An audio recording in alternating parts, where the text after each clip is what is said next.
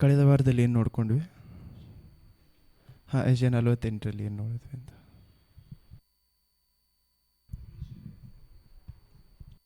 ಯೆಶಾಯ 48 ಓದಿದ್ರೆ ನಿಮಗೆ ಒಂದು ಎರಡು ಮೂರು ವಾಕ್ಯ ಜ್ಞಾಪಕ ಬರುತ್ತೆ. ಕರ್ತನ ಪರಿಶುದ್ಧ ನಾಮಕ್ಕೆ ಸ್ತೋತ್ರವಾಗಲಿ. ಯೆಶಾಯ 48 ವಚನ 17ರಿಂದ ಹಿಡಿದು, ನಿನ್ನ ವಿಮೋಚಕರು ಇಸ್ರಾಯೇಲರು ಸದಮಲ ಸ್ವಾಮಿಯಾದ ಕರ್ತರು ಹೀಗೆನ್ನುತ್ತಾರೆ, ನಾನೇ ನಿನ್ನ ದೇವರಾದ ಕರ್ತರು, ನಿನಗೆ ವೃದ್ಧಿ ಮಾರ್ಗವನ್ನು ಬೋಧಿಸಿ ನೀನು ನಡೆಯಬೇಕಾದ ದಾರಿಯಲ್ಲಿ ನಿನ್ನನ್ನು ನಡೆಸುವವರಾಗಿ ಇದ್ದೇನೆ. ನೀನು ನನ್ನ ಆಜ್ಞೆಗಳನ್ನು ಕೇಳಿದರೆ ಎಷ್ಟೋ ಚೆನ್ನಾಗಿತ್ತು. ನಿನ್ನ ಸುಖವು ದೊಡ್ಡ ನದಿಯಂತೆಯೂ ನಿನ್ನ ಕ್ಷೇಮವು ಸಮುದ್ರದ ಅಲೆಗಳಂತೆ ಆಗಿ ಇರುತ್ತಿದ್ದವು. ನಿನ್ನ ಸಂತತಿಯವರು ಮರಳಿನೋಪಾದಿಯಲ್ಲೂ ನಿನ್ನ ಹೊಟ್ಟೆಯಲ್ಲಿ ಹುಟ್ಟಿದವರು ಉಸುಬಿನ ಅಣುರೇಖೆಗಳ ಪ್ರಕಾರವು ಅಸಂಖ್ಯಾತರಾಗುತ್ತಿದ್ದರು. ಅವರ ಹೆಸರು ನನ್ನ ಮುಂದೆ ನಿರ್ಮೂಲವಾಗಿ ಹಾಳಾಗುತ್ತಿರಲಿಲ್ಲ. ಬಾಬೆಲ್ನಿಂದ ಹೊರಡಿರಿ, ಕಸ್ದೀಯರ ಕಡೆಯಿಂದ ಹಾರಿ ಹೋಗಿರಿ, ಹರ್ಷಧ್ವನಿಯಿಂದ ಇದನ್ನು ತಿಳಿಸಿರಿ, ಪ್ರಕಟಿಸಿರಿ, ಭೂಮಿಯ ಕಟ್ಟಕಡೆಯವರೆಗೂ ಪ್ರಚಾರಪಡಿಸಿರಿ. ಕರ್ತರು ತನ್ನ ಸೇವಕನಾದ ಯಾಕೋಬನನ್ನು ವಿಮೋಚಿಸಿದ್ದಾರೆ ಎಂದು ಹೇಳಿರಿ.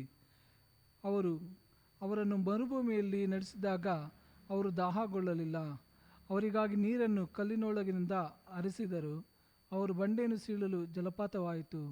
ದುಷ್ಟರಿಗೆ ಸಮಾಧಾನವಿಲ್ಲ ಎಂದು ಕರ್ತರು ನುಡಿಯುತ್ತಾರೆ. ಆಮೆನ್. ಇವಾಗ ಹೇಳಿ, ಏನು ಮಾತಾಡಿದ್ವಿ ಲಾಸ್ಟ್ ವೀಕ್? ಇಷ್ಟು ಇದೇ ಮೇನ್ ಪಾಯಿಂಟ್ ಇದೆ ಲಾಸ್ಟ್ ವೀಕ್. ಏನು ಓದಿದ್ವಿ ಅದರಲ್ಲಿ? ಅಂದರೆ ದೇವರು ಇದರಿಂದ ಬಾಬೆಲ್ನಿಂದ ದೇವ್ರ ಮಕ್ಕಳನ್ನ ಬಿಡಿಸ್ಕೊಡ್ತಾರೆ. ಬ್ಯಾಬಿಲೋನಿಂದ ದೇವ್ರ ಮಕ್ಕಳನ್ನು ದೇವ್ರು ಬಿಡಿಸ್ಕೊಂಬಂದ್ರೆ ಎಲ್ಲ ಆಯಿತು ಅಲ್ಲ. ಲಾಸ್ಟ್ ವೀಕ್ ಮೇನ್ ಪಾಯಿಂಟ್ ಏನಾಗಿತ್ತು ಯೋಚನೆ ಮಾಡಿ ನೋಡಿ. ಬರೀ ಯಾವ ವಾಕ್ಯ ನಿಮಗೆ ಓದಿದ್ರೆ ಅರ್ಥ ಆಗುತ್ತೆ ಅಂದರೆ 48ರಲ್ಲಿ ಒಂದು 2-3 16-17 ನಾವು ಮೇಯ್ನಾಗಿ ಮಾತಾಡಿದ್ವಿ. ಏನಕ್ಕೋಸ್ಕರ ನಾನು ಇದನ್ನು ಫೋಕಸ್ ಮಾಡ್ತಾ ಇದ್ದೇನೆ ಅಂದರೆ ಇದರಿಂದ ನಾವು ಇನ್ನೂ ಸ್ವಲ್ಪ ಅರ್ಥ ಮಾಡ್ಕೊಬೇಕಾಗಿದೆ. ಕಂಟಿನ್ಯೂಷನ್.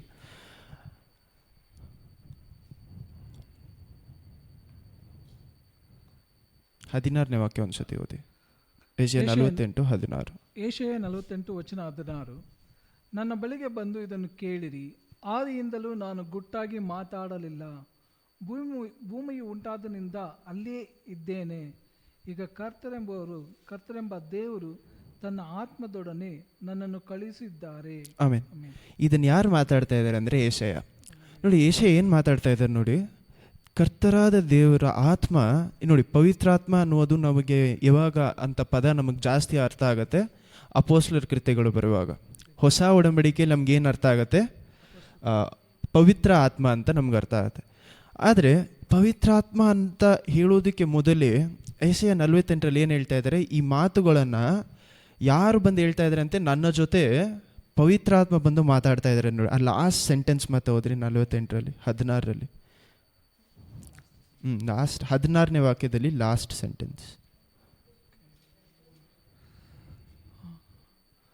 ಭೂಮಿಯು ಉಂಟಾದನಿಂದ ಅಲ್ಲಿ ಇದ್ದೇನೆ. ಈಗ ಕರ್ತರೆಂಬ ದೇವರು ತನ್ನ ಆತ್ಮದೊಡನೆ, ಕರ್ತರೆಂದು ಎನ್ನುವಂಥ ದೇವರು ತನ್ನ ಆತ್ಮದೊಡನೆ ನನ್ನನ್ನು ಕಳಿಸಿದ್ದಾರೆ. ಹಲ್ಲೆಲೂಯಾ. ನೋಡಿ, ಯೆಶಾಯ ಏನು ಮಾತಾಡ್ತಾ ಇದ್ದಾರೆ? ಯೆಶಾಯ ತಾನಾಗಿ ತಾನು ಮಾತಾಡ್ತಾ ಇಲ್ಲ. ಪವಿತ್ರಾತ್ಮರು ಅವ್ರ ಜೊತೆ ಇರುವುದರಿಂದ ಏನು ಮಾಡ್ತಾ ಇದ್ದಾರೆ ಅಂತೆ? ಆ ಮಾತು ಅವರಿಂದ ಬರ್ತಾ ಇದೆ, ಪ್ರಾಫೆಸಿ ಬರ್ತಾ ಇದೆ ಅಂತ ಹೇಳ್ತಾ ಇದ್ದಾರೆ. ಪ್ರವಾದನೆ. ನಮಗೆ ಈ ಪ್ರವಾದನೆ ಅದು ತುಂಬ ಮುಖ್ಯವಾದ ಒಂದು ವಿಷಯ. ಹಲ್ಲೆಲೂಯಾ. ಪ್ರವಾದನೆ ಇಲ್ಲದೆ ಇರುವಂಥ ಜಾಗ ಏನಾಗತ್ತೆ ಅಂತ ಇದೆ ದೇವರ ವಾಕ್ಯದಲ್ಲಿ.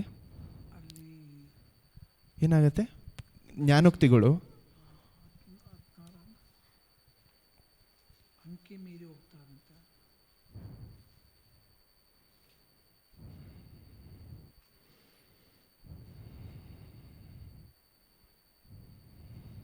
ಒಂದು ನಿಮಿಷ.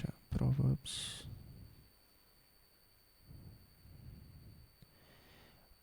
29:18ನೇ ವಾಕ್ಯ. ಜ್ಞಾನೋಕ್ತಿಗಳು 29. ಪ್ರಾವರ್ಬ್ಸ್ 29:18. ಜ್ಞಾನೋಕ್ತಿಗಳು 29 ವಚನ 18. ಜ್ಞಾನೋಕ್ತಿಗಳು 29ನೇ ಅಧ್ಯಾಯ ವಚನ 18. ದೇವ ದರ್ಶಕರು ಇಲ್ಲದಿರುವಲ್ಲಿ ಜನರು ಅಂಕೆ ಮೀರುವರು. ಧರ್ಮ ಉಪದೇಶವನ್ನು ಕೈಕೊಳ್ಳುವವನು ಧನ್ಯನಾಗುವನು. ಆಮೇನ್. ನೋಡಿ ಏನು ಹೇಳ್ತಾ ಇದ್ದ ನೋಡಿ, ದೇವ ದರ್ಶನ ಇಲ್ಲದೆ ಹೋದ ಆ ಜಾಗದಲ್ಲಿ ಏನಾಗತ್ತಂತೆ, ಅಂಕಿ ಮೀರುವರು ಅಂಕಿ ಮೀರೋರು ಅಂದರೆ ಅಂದ್ರೆ ಅವ್ರ ಹೇಗಂದ್ರೆ ಹಾಗೆ ನಡ್ಕೊಳ್ಳೋದು. ಹಾಂ, ಎಲ್ಲಿ ಪ್ರವಾದನೆ ಇಲ್ಲಿಯೋ, ಎಲ್ಲಿ ನಮ್ಮ ಜೀವನದಲ್ಲಿ ಒಂದು ಗುರಿ ಇಲ್ಲದೆ ಹೋಗುತ್ತೋ, ಎಲ್ಲಿ ನಮ್ಮ ಜೀವನಕ್ಕೆ ದೇವರ ವಾಕ್ಯಗಳು, ದೇವರ ವಾಗ್ದಾನಗಳು ಇಲ್ಲದೆ ಹೋಗುತ್ತೋ, ನಮ್ಮ ಜೀವನದಲ್ಲಿ ಏನಾಗುತ್ತೆ, ನಾವೂ ಸಹ ಒಂದು ವಾಕ್ಯ ಹೇಳ್ತಾರೆ, ಎಲ್ಲಿ ಕುದುರೆಗೆ ಆ ಒಂದು ಕಡಿವಾಳ ಇಟ್ಬಿಟ್ರೆ ಏನು ಮಾಡುತ್ತೆ, ಎಲ್ಲಿ ಬೇಕಾದರೂ ಅಲ್ಲಿ ಹೋಗುತ್ತೆ. ದೇವರು ನಮ್ಮ ಜೀವನದಲ್ಲಿ ಅವ್ರ ವಾಗ್ದಾನ ಕೊಡುವುದಾಗಲಿ, ಅವ್ರ ವಾಕ್ಯಗಳು ಹೇಳುವುದಾಗಲಿ, ನಮ್ಮ ಜೀವನಕ್ಕೆ ಒಂದು ಪರ್ಪಸ್ ಕೊಡುವುದಾಗಲಿ, ಏನು ಕಾರಣ, ನಮ್ಮ ಜೀವನದಲ್ಲಿ ನಾವು ಏನು ಮಾಡಬೇಕು ಅನ್ನೋಂಥ ಕಡಿವಾಳ ಹಾಕುವಂಥ ರೀತಿಯಲ್ಲಿ. ಹಲ್ಲೆಲೂಯಾ. ನಾವೆಲ್ಲರೂ ಏನು ಅಂದ್ಕೊಳ್ತೀವಿ ಅಂದರೆ ಕೊನೆ ಕಾಲದಲ್ಲಿದ್ದೀವಿ. ಹೌದು, ಎಲ್ಲರೂ ಹೇಳೋದೇನೋ ನಾವು ಕೊನೆ ಕಾಲದಲ್ಲಿದ್ದೀವಿ, ಯಾವಾಗ ಬೇಕಾದರೂ ದೇವರು ಬರ್ಬೋದು ಅಂತಾರೆ. ಯಾವಾಗ ಬೇಕಾದರೂ ದೇವ್ರು ಬರ್ಬೋದು ಅನ್ನುವಂಥ ಸಿಚುವೇಶನಲ್ಲಿ ಇರಬೇಕಾದ್ರೆ ಎಷ್ಟು ಜನ ನಾವು ದೇವರ ಹತ್ರ ಕೂತ್ಕೊಂಡು ಕೇಳ್ತೀವಿ, ದೇವರೇ ನನ್ನ ಏನಕ್ಕೋಸ್ಕರ ಇಲ್ಲಿ ತಂದಿದ್ದೀರಾ? ದೇವರಾಜನ ಹೋಗಿ ಸೇರೋದ್ರೂ ಸಹ ಅದು ನಾನು ಯಾಕೆ ರಿಪೀಟೆಡ್ ಆಗಿ ಹೇಳ್ತಾ ಇದ್ದೀನಿ ಅಂದರೆ, ತುಂಬ ಮುಖ್ಯವಾದ ವಿಷಯ. ಎಷ್ಟೋ ಜನರ ಜೀವನದಲ್ಲಿ ಏನಿಲ್ಲ, ಪ್ರವಾದನೆ ಇಲ್ಲ, ದೇವರ ವಾಗ್ದಾನಗಳಿಲ್ಲ. ಹಲ್ಲೆಲೂಯಾ. ಅನ್ಯ ಜನರಿಗೂ ನಮಗೂ ಇರುವಂಥ ವ್ಯತ್ಯಾಸ ನಮ್ಮ ದೇವರು ಕೊಡುವಂಥ ವಾಗ್ದಾನಗಳು. ಮೋಸೆ ಬಂದ್ಬಿಟ್ಟು ದೇವ್ರ ಹತ್ರ ಏನು ಹೇಳ್ತಾರೆ ಗೊತ್ತಾ, ಮೋಸೆಗೆ ದೇವ್ರು ಹೇಳ್ತಾರೆ, ನಾನು ನನ್ನ ದೂತನನ್ನು ಕಳಿಸ್ತೀನಿ. ನನ್ನ ಚೆನ್ನಾಗಿ ಜ್ಞಾಪಕ ಇದೆ ಅಂದರೆ ಎಕ್ಸಡಸ್ 36-37 ಎಲ್ಲೋ ಬರುತ್ತೆ. ಮೋಸೆ ಏನು ಹೇಳ್ತಾರೆ ಅಂದರೆ, ಮೋಸೆ ದೇವ್ರ ಹತ್ರ ದೇವ್ರು ಹೇಳ್ತಾರೆ, ಈ ಜನರ ಜೊತೆ ನಾನು ಬಂದರೆ ಈ ಜನರು ನಾನು ಏನು ಮಾಡಿಬಿಡ್ತೀನಿ, ನಾಶ ಮಾಡಿಬಿಡ್ತೀನಿ. ಆ ಕಾರಣದಿಂದ ನಾನು ಏನೇನು ಮಾಡ್ತೀನಿ ಅಂತ ದೇವ್ರು ಹೇಳ್ತಾರೆ ಅಂದರೆ, ನನ್ನ ದೂತನನ್ನು ನಾನು ಏನು ಮಾಡ್ತೀನಿ, ಮುಂದೆ ಕಳಿಸ್ತೀನಿ. ನಾನು ಬರಲ್ಲ, ನನ್ನ ದೂತ ಏನು ಮಾಡ್ತಾನೆ, ನಿಮ್ಮ ಜೊತೆ ಇದು ನಡೆಸ್ತಾರೆ ಅಂತಾರೆ. ಆವಾಗ ಮೋಸೆ ಒಂದು ಮಾತು ಹೇಳ್ತಾರೆ, ದೇವರೇ ನೀವು ಬರದೆ ಹೋದರೆ ಈ ಜಾಗವನ್ನು ಬಿಟ್ಟು ಹೋಗಲ್ಲ. ಅದಾದಮೇಲೆ ಒಂದು ವಾಕ್ಯ ಹೇಳ್ತಾರೆ, ಏನು ಹೇಳ್ತಾರೆ ಅಂದರೆ, ಅನ್ಯ ಜನರಿನಿಂದ ನಮ್ಮನ್ನು ಇಸ್ರೇಲ್ ಜನರನ್ನು ಬೇರ್ಪಡಿಸುವುದು ನಿಮ್ಮ ಪ್ರಸನ್ನತೆ ಅಂತಾರೆ. ಹಲ್ಲೆಲೂಯಾ. ಅನ್ಯ ಜನರಿನಿಂದ ನಮ್ಮನ್ನು ದೇವರು ಯಾವ ರೀತಿ ಬೇರ್ಪಡಿಸಿದ್ದಾರೆ, ಅವರ ಪ್ರಸನ್ನತೆ ಮೂಲಕ. ದೇವರ ಪ್ರಸನ್ನತೆ, ದೇವರ ಪ್ರವಾದನೆ, ದೇವರ ವಾಗ್ದಾನಗಳು ನಿಮ್ಮ ಜೀವನದಲ್ಲಿ ಇಲ್ಲದೆ ಹೋದರೆ ನಿಮಗೂ ಅನ್ಯ ಜನರಿಗೂ ವ್ಯತ್ಯಾಸ ಇಲ್ಲ. ದೇವರು ನಿಮ್ಮ ಜೀವನದಲ್ಲಿ ಕ್ರಿಯೆ ಮಾಡ್ತಾ ಇದ್ದಾರಲ್ಲ, ದೇವರ ಪ್ರಸನ್ನತೆ ನಮ್ಮ ಜೀವನದಲ್ಲಿದೆ. ಯಾಕಂದರೆ ಯಾವಾಗಲೂ ಕ್ರಿಯೆ ಮಾಡ್ತಾ ಇರೋದು, ಯಾವಾಗಲೂ ಸಹ ಏನು ಮಾಡ್ತಾರಲ್ಲ, ಯಾವಾಗಲೂ ಒಂದು ಅತಿಶಯ ನಡೆಯಲ್ಲ, ಯಾವಾಗಲೂ ಅರ್ಪದ ನಡೆಯಲ್ಲ. ಅದರ ಪ್ರಸನ್ನತೆ ನಮ್ಮ ಜೀವನದಲ್ಲಿದೆಯಾ? ಹಲ್ಲೆಲೂಯಾ. ಯಾಕಂದರೆ ಒಂದು ವಾಕ್ಯ ಇದೆ ಇಂಗ್ಲೀಷಲ್ಲಿ, ಒಂದು ಪಾಸ್ಟರ್ ತುಂಬ ಚೆನ್ನಾಗಿ ಹೇಳ್ತಾರೆ. ಏನು ಹೇಳ್ತಾರೆ ಅಂದರೆ, people in Christianity major on the minor things and major on the minor things and minor on the major things ಅಂತಾರೆ. ಅದಕ್ಕೆ ಅರ್ಥ ಏನಂದರೆ, ಕ್ರಿಸ್ತುವಲ್ಲಿರುವಂಥ ಎಷ್ಟೋ ಜನರು ಮುಖ್ಯವಾದ ವಿಷಯಗಳಲ್ಲಿ ತುಂಬ ಆಲಸ್ಯವಾಗಿರ್ತಾರೆ. ದೇವರ ವಾಕ್ಯದಲ್ಲಿರುವಂಥ ಮುಖ್ಯವಾದ ವಿಷಯಗಳು ಏನು ಮಾಡ್ತಾರೆ, ಆಲಸ್ಯವಾಗಿರ್ತಾರೆ. ಆದರೆ ಅದೇ ಚಿಕ್ಕ ಚಿಕ್ಕ ವಿಷಯಗಳಿರುತ್ತೆ, ಆ ಚಿಕ್ಕ ವಿಷಯದ ಏನು ಮಾಡ್ತಾರೆ, ದೊಡ್ಡ ವಿಷಯವಾಗಿ ಮಾಡಿಟ್ಕೊಂಡಿರ್ತಾರೆ.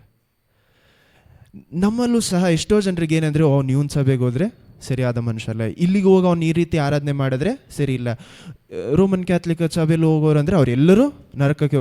ಹಿಂಗೇನು ಮಾಡ್ತಾರೆ ಅಂದರೆ, ನನ್ನ ಸಭೆ ಬರುವಂತ ಹಂಗಂದರೆ ನಮ್ಮ ಕೆಳಗಡೆ ಇರೋರು ಮಾತ್ರ ಏನು ಮಾಡ್ತಾರೆ, ದೇವರಾಜನ ಹೋಗಿ ಸೇರ್ತಾರೆ. ಈ ಸಭೆಗೆ ಬಂದರೆ ಮಾತ್ರ ನೀನೇನಾಗ್ತೀಯ, ದೇವರಾಜನ ಹೋಗಿ ಸೇರ್ತೀಯ. ಏನೋ ದೇವರು ತಾನು ಇಲ್ಲೇ ಮಾತ್ರ ಇರುವ ರೀತಿಯಲ್ಲಿ ಏನು ಮಾಡ್ತಾರೆ, ತಮ್ಮನ್ನು ತಾವು ತೋರಿಸ್ಕೊಳ್ತಾರೆ. ಇದನ್ನು ಏನು ಹೇಳ್ತಾರೆ ಅಂದರೆ, ಮೇಜರಿಂಗ್ ಆನ್ ದ ಮೈನರ್ಸ್, ಚಿಕ್ಕ ಚಿಕ್ಕ ವಿಷಯದಲ್ಲಿ ದುಡ್ಡು. ದೇವರು ಇದಕ್ಕೆ ನಾನು ಎಷ್ಟೋ ಸತಿ ನಿಮಗೊಂದು ಸ್ಟೋರಿ ಹೇಳಿರ್ತೀನಿ, ಒಂದು ಕತೆ ಹೇಳಿರ್ತೀನಿ. ಒಂದು ಪಾಸ್ಟರ್, ಆ ಒಂದು ಸೇವಕರು ಅವರೇ ಏನು ಮಾಡಿರ್ತಾರೆ ಅಂದರೆ, ಒಂದು ಹೊಸ ಸಭೆಯನ್ನು ಏನು ಮಾಡಿರ್ತಾರೆ, ಉಂಟು ಮಾಡಿರ್ತಾರೆ. ಒಂದು ಸೆಕ್ಷನ್ ಥರ. ಇವಾಗ ಪ್ರಾಟೆಸ್ಟೆಂಟ್ಸಲ್ಲಿ ಎಷ್ಟೋ ಜನರು ಇರ್ತಾರೆ, ಬೇರೆ ಬೇರೆ ರೀತಿಯಲ್ಲಿ ಇರ್ತಾರೆ, CSI, ಪೆಂಟೆಕಾಸ್ಟಲ್ ಅಂತ ರೀತಿಯಲ್ಲಿ ಎಷ್ಟೋ ಜನ ಇರೋದ್ರಿಂದ ಇವರು ಸಹ ಒಂದು ವಿಷಯನ ಕಂಡುಹಿಡಿತಾರೆ. ಇವರನ್ನು ಒಂದು ದಿವಸ ದೇವರು ಒಂದು ವಿಷನಲ್ಲಿ, ಒಂದು ಡ್ರೀಮಲ್ಲಿ ಏನು ಮಾಡ್ತಾರೆ ಅಂದರೆ, ಪರಲೋಕ ರಾಜನ ಏನು ಮಾಡ್ತಾರೆ, ಕರ್ಕೊಂಡೋಗಿ ತೋರಿಸ್ತಾರೆ. ಪರಲೋಕ ರಾಜನು ಕರ್ಕೊಂಡೋಗಿ ತೋರಿಸ್ಬೇಕಾದ್ರೆ ಅಲ್ಲಿರುವಂಥ ಏಂಜಲ್ ಏನು ಮಾಡ್ತಾರೆ ಅಂದರೆ, ಇವ್ರನ್ನ ಒಳಗಡೆ ಸ್ವೀಕರಿಸ್ತಾರೆ. ಅವ್ರು ಒಳಗಡೆ ಹೋಗಿ ನೋಡಬೇಕಾದ್ರೆ ರೋಮನ್ ಕ್ಯಾಥಲಿಕಲ್ಲಿ ಇಷ್ಟು ಜನ ಇದ್ದಾರೆ, ಅಲ್ಲಿರುವಂಥ ಜನರು ಇದ್ದಾರೆ, ಎಲ್ಲರೂ ಇದ್ದಾರೆ ಅಲ್ಲಿ. ಈ ರೀತಿ ಇರಬೇಕಾದ್ರೆ ಅವರು ಒಂದು ಪ್ರಶ್ನೆ ಕೇಳ್ತಾರೆ, ದೇವರೇ ನನ್ನ ಜನರು ಮಾತ್ರ ಇಲ್ಲಿ ಇದ್ದಾರಾ ಅಂತ ಕೇಳ್ತಾರೆ. ಅವ್ರು ಫಸ್ಟು ಹೋಗಿದ ತಕ್ಷಣ ಆ ಏಂಜಲ್ನ ನೋಡಿ ಕೇಳುವಂಥ ಮೊದಲನೇ ಪ್ರಶ್ನೆ ಏನಂದರೆ, ನನ್ನ ಸಭೆಯಲ್ಲಿರುವಂಥ ನನ್ನ ಜನರು ಇಲ್ಲಿದ್ದಾರೆ, ಅಂದರೆ ನನ್ನ ಫೇತ್ನ ಬಿಲೀವ್ ಮಾಡೋರು ಇದ್ದಾರಾ ಅಂತ. ಇಲ್ಲ ಅಂದ್ರಂತೆ. ಬೇರೆ ಒಂದೊಂದು ಸೆಕ್ಷನಾಗಿ ಏನು ಮಾಡಿದ್ರು, ಕೇಳ್ಕೊಂಬಂದ್ರು, ಓ ಈ ಸಭೆಗೆ ಹೋಗೋರು ಇದ್ದಾರ, ಅಲ್ಲಿ ಈ ಫೇತಲ್ಲಿ ಇರೋರು ಇದ್ದಾರೆ, ಇಲ್ಲಿ ಇದ್ದಾರಂತ. ಕೊನೆಯಲ್ಲಿ ಸರಿ ಯಾರು ತಾನೇ ಒಳಗಡೆ ಇದ್ದಾರೆ ಅಂತ ಕೇಳಬೇಕಾದ್ರೆ ಆ ಏಂಜಲ್ ಅಥವಾ ದೇವರ ದೂತರಲ್ಲಿ ಕೊಡುವಂಥ ಒಂದೇ ಒಂದು ಉತ್ತರ ಏನಂದರೆ, ಯೇಸು ಕ್ರಿಸ್ತುವನ್ನು ಯಾರೆಲ್ಲ ಪ್ರೀತಿಸಿದ್ರು, ನಿಜವಾಗ್ಲೂ ಅವ್ರ ಮನಸ್ಸಿನಿಂದ ಯಾರಿಗೆಲ್ಲ ಅವರ ಜೊತೆ ಒಂದು ಸಂಬಂಧ ಇತ್ತೋ ಅವರೆಲ್ಲ ಏನಾದ್ರಂತೆ, ಒಳಗಡೆ ಹೋಗಿ ಸೇರಿಕೊಂಡ್ರು. ಹಲ್ಲೆಲೂಯಾ. ಈ ಕತೆ ನಾನು 2-3 ಸತಿ ಹೇಳಿರ್ತೀನಿ ನಿಮಗೆ. ಏನಕ್ಕೆ ಈ ಕತೆ ಅಷ್ಟು ಮುಖ್ಯ ಅಂದರೆ, ನಮ್ಮ ಜೀವನದಲ್ಲೂ ಸಹ ಪವಿತ್ರಾತ್ಮರು ನಮ್ಮ ಜೀವನದಲ್ಲಿ ಅವರ ವಾಗ್ದಾನಗಳನ್ನು ಇಟ್ಟಿದ್ದಾರೆ. ಹಲ್ಲೆಲೂಯಾ. ಪವಿತ್ರಾತ್ಮರ ಪ್ರಸನ್ನತೆ ನಮ್ಮ ಜೀವನದಲ್ಲಿದೆಯಾ? ಚಿಕ್ಕ ಚಿಕ್ಕ ವಿಷಯದಲ್ಲಿ ಏನು ಮಾಡ್ತಾರೆ, ಓ ಇದು ದೊಡ್ಡದು, ನಾನು ಹೇಳುವಂಥ ರೀತಿಯಲ್ಲಿ ಮಾಡಿದ್ರೇ ಪರಲೋಕ ರಾಜ್ಯವನ್ನು ಹೋಗಿ ಸೇರ್ತೀವಿ ಅಂತ. ಇವತ್ತು ನಾವು ನಂಬಿರುವಂಥ ಕೆಲವು ವಿಷಯಗಳು ನಾಳೆ ದೇವ್ರ ರಾಜ್ಯನ ಹೋಗಿ ಸೇರಬೇಕಾದ್ರೆ ದೇವ್ರು ನನ್ನ ನೋಡಿ ಹೇಳ್ಬೋದು ಇದು ತಪ್ಪಾಗಿತ್ತು ಅಂತ. ಅವ್ರ ಜೊತೆ ನಾನು ಹೋಗಿ ಏನು ಮಾಡೋಕ್ಕಾಗಲ್ಲ, ಜಗಳ ಆಡೋಕ್ಕಾಗಲ್ಲ. ಮನುಷ್ಯರು ಏನು ಮಾಡ್ತೀವಿ, ಎಲ್ಲರೂ ತಪ್ಪು ಮಾಡ್ತೀವಿ. ಆದರೆ ದೇವರ ಮೇಲೆ ಆ ಪ್ರೀತಿಯನ್ನು ಬಿಟ್ಟು ಬೇರೆ ಎಲ್ಲ ವಿಷಯಗಳನ್ನ ಏನು ಮಾಡಿರ್ತಾರೆ, ದೊಡ್ಡ ದೊಡ್ಡ ವಿಷಯ. ನಿನ್ನೆನೂ ಸಹ ಪ್ರಾರ್ಥನೆ ಮಾಡ್ತಾ ಇರಬೇಕಾದ್ರೆ ದೇವ್ರ ಹತ್ರ ಕೂತ್ಕೊಂಡು ಇದನ್ನೇ ಪ್ರಾರ್ಥನೆ ಮಾಡ್ತಾ ಇದೆ, ದೇವ್ರೆ ಎಲ್ಲರೂ ಏನು ಮಾಡ್ತಾ ಇದ್ದಾರೆ, ಇದು ಮುಖ್ಯ ಅದು ಮುಖ್ಯ, ನಾನು ಈ ಸಭೆಗೆ ಹೋಗ್ಬೇಕು, ಇಲ್ಲಿಗೆ ಹೋಗ್ಬೇಕು, ಅದೇ ಮಾಡಬೇಕು ಅಂತ ಏನು ಮಾಡ್ತಾ ಇರ್ತಾರೆ, ಒಂದು ಸೆಕ್ಷನ್ ಆಗಿ ಬಾಳ್ತಾ ಇರ್ತಾರೆ. ಆದರೆ ಅದರಲ್ಲಿ ಎಷ್ಟು ಜನರಿಗೆ ದೇವರ ಮೇಲೆ ಪ್ರೀತಿ ಇದೆ ಅಂತ ನೋಡಿದ್ರೆ ಗೊತ್ತಾಗಲ್ಲ. ಹಲ್ಲೆಲೂಯಾ. ಇವಾಗ ಐಸೆ 48 ನಾವೇನು ನೋಡಿದ್ವಿ, ದೇವರು ಅವರ ಆತ್ಮದ ಮೂಲಕ ಏಷಯನ ಮೂಲಕ ಏನು ಮಾಡ್ತಾ ಇದ್ದಾರೆ, ಪ್ರವಾದನೆ ಕೊಡ್ತಾ ಇದ್ದಾರೆ. ಜ್ಞಾನೋಕ್ತಿಗಳು 29:18 ಏನು ನೋಡಿದ್ವಿ, ಪ್ರವಾದನೆ ಇಲ್ಲದೇ ಇರುವಂಥ ಜಾಗ ಏನಾಗುತ್ತೆ, ಸೀರ್ಗೆಟ್ಟೋಗುತ್ತೆ. ಹಲ್ಲೆಲೂಯಾ. ನಮಗೆ ಅದಕ್ಕೇನೆ ವಾಗ್ದಾನಗಳು ಅನ್ನೋದು ಅಷ್ಟು ಮುಖ್ಯ. ನಮ್ಮ ಜೀವನದಲ್ಲಿ ವಾಗ್ದಾನಗಳಾಗಲಿ, ಡೈರೆಕ್ಷನ್, ದಾರಿ ಆಗಲಿ ಏನು ತುಂಬ ಮುಖ್ಯ. ನಮಗೆ ಈ ದಾರಿ ಸಿಗದೆ ಹೋದರೆ ನಾವು ಏನಕ್ಕೋಸ್ಕರ ದೇವರಲ್ಲಿ ಇದ್ದೀವಿ ಅಂತ ಏನಾಗಲ್ಲ, ನಮಗೆ ಅರ್ಥ ಆಗಲ್ಲ. ಕ್ರಿಸ್ತನಲ್ಲೇ ಅಥವಾ ಜನರಲ್ಲೇ 3 ರೀತಿಯಾದ ಕ್ರಿಶ್ಚಿಯನ್ಸ್ ಇರ್ತಾರೆ. ಒಂದು ಕ್ರಿಸ್ತನಲ್ಲಿ ಇದ್ದವರು, ಕ್ರಿಸ್ತನಲ್ಲಿ ನಂಬಿಕೆ ಇಟ್ಟು ಅವರನ್ನು ಬಿಟ್ಟು ಹೋದವರು. ಎರಡನೇ ರೀತಿಯಾದ ಜನ ಕ್ರಿಸ್ತನಲ್ಲಿ ನಂಬಿಕೆ ಇಟ್ಟಿರ್ತಾರೆ, ಆದರೆ ತುಂಬ ಇನ್ವಾಲ್ವ್ ಆಗಿರಲ್ಲ. ಏನು ಮಾಡ್ತಾರೆ, ತುಂಬ ಅಂದರೆ ಡೈಲಿ ಪ್ರಾರ್ಥನೆ ಮಾಡೋಲ್ಲ, ಡೈಲಿ ದೇವರ ರಾಜ್ಯವನ್ನು ಹುಡುಕಬೇಕು ಅನ್ನುವಂಥ ಸಿದ್ಧತೆ ಅವರಲ್ಲಿರೋ. ಮೂರನೇ ರೀತಿಯಾದ ಕ್ರಿಸ್ತರು ಯಾರಂದರೆ, ತುಂಬ ಯೇಸು ಕ್ರಿಸ್ತವನ್ನು ನೋಡಿ ಅವರನ್ನು ನಂಬಿ ಅನುದಿನವೂ ದೇವರ ವಾಕ್ಯನ ಓದೋದು, ಎಲ್ಲ ಡಿಸಿಷನ್ಸ್ನ ದೇವರನ್ನು ಕೇಳಿ ತೆಗೆದುಕೊಳ್ಳುವಂಥ ಮನುಷ್ಯರು.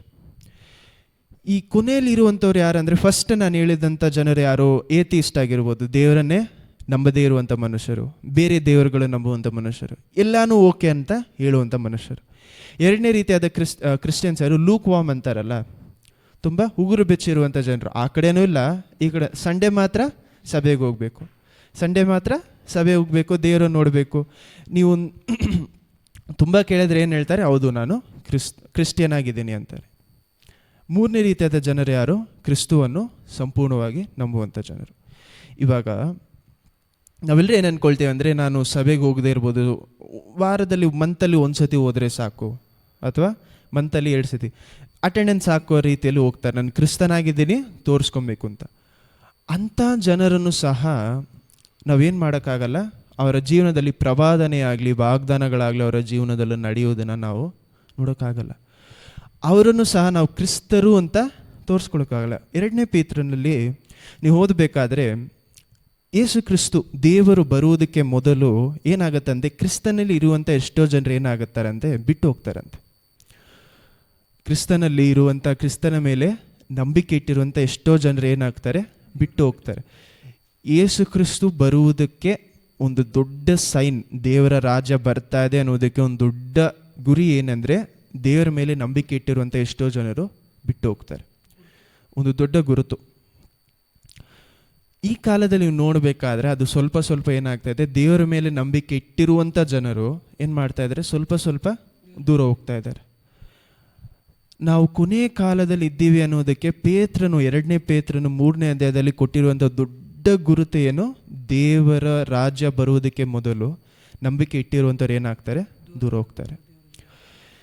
ಈ ರೀತಿ ದೂರ ಹೋಗದೆ ಇರುವುದಕ್ಕೆ ನಮಗೆ ಬೇಕಾಗಿರುವಂಥ ದೊಡ್ಡ ವಿಷಯ ಪ್ರವಾದನೆ ಮತ್ತು ಪ್ರಾಮಿಸಸ್, ದೇವರ ವಾಗ್ದಾನಗಳು. ಹಲ್ಲೆಲೂಯಾ.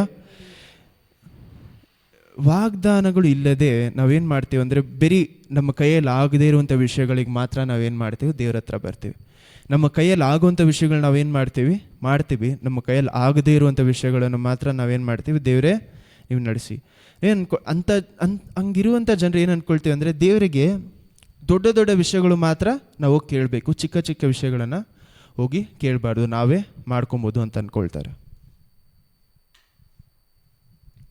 ಆದರೆ ದೇವರನ್ನು ಕೆಲವು ವಿಷಯಗಳಲ್ಲಿ ಚಿಕ್ಕ ವಿಷಯದಲ್ಲೂ ಕೇಳುವಾಗ ಆ ಜಾಗದಲ್ಲಿ ನಾವೇನು ಮಾಡ್ತಾ ಇದ್ದೀವಿ ಅಂದರೆ, ಯಾಕಂದರೆ ಪ್ರತಿಯೊಂದು ವಿಷಯವನ್ನು ನಾವು ದೇವರ ಹತ್ರ ಕೇಳಿ ಮಾಡುವಾಗ ದೇವ್ರು ನಮ್ಮ ಜೊತೆ ಯಾವ ರೀತಿ ಮಾತಾಡ್ತಾರೆ, ಅವರ ವಾಕ್ಯದ ಮೂಲಕ. ಹಲ್ಲೆಲೂಯಾ.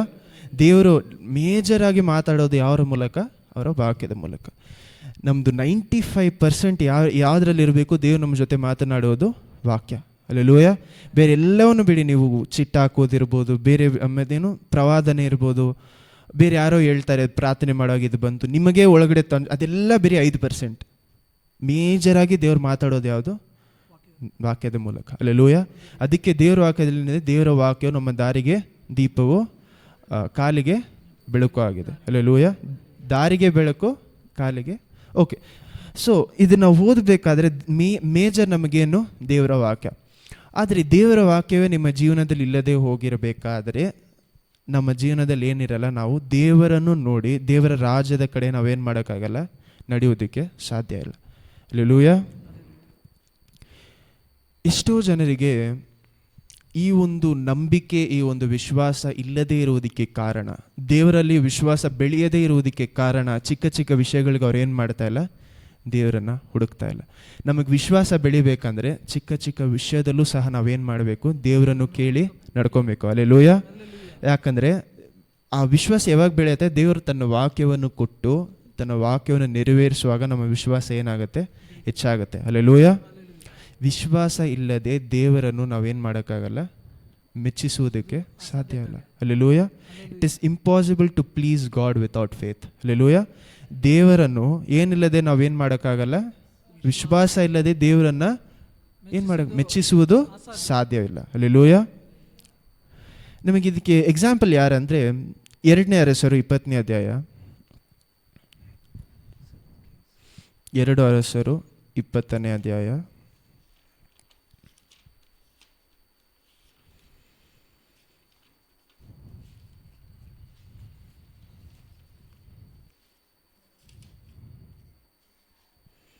ಒಂದೇ ವಾಕ್ಯದಿಂದ ಓದಿ.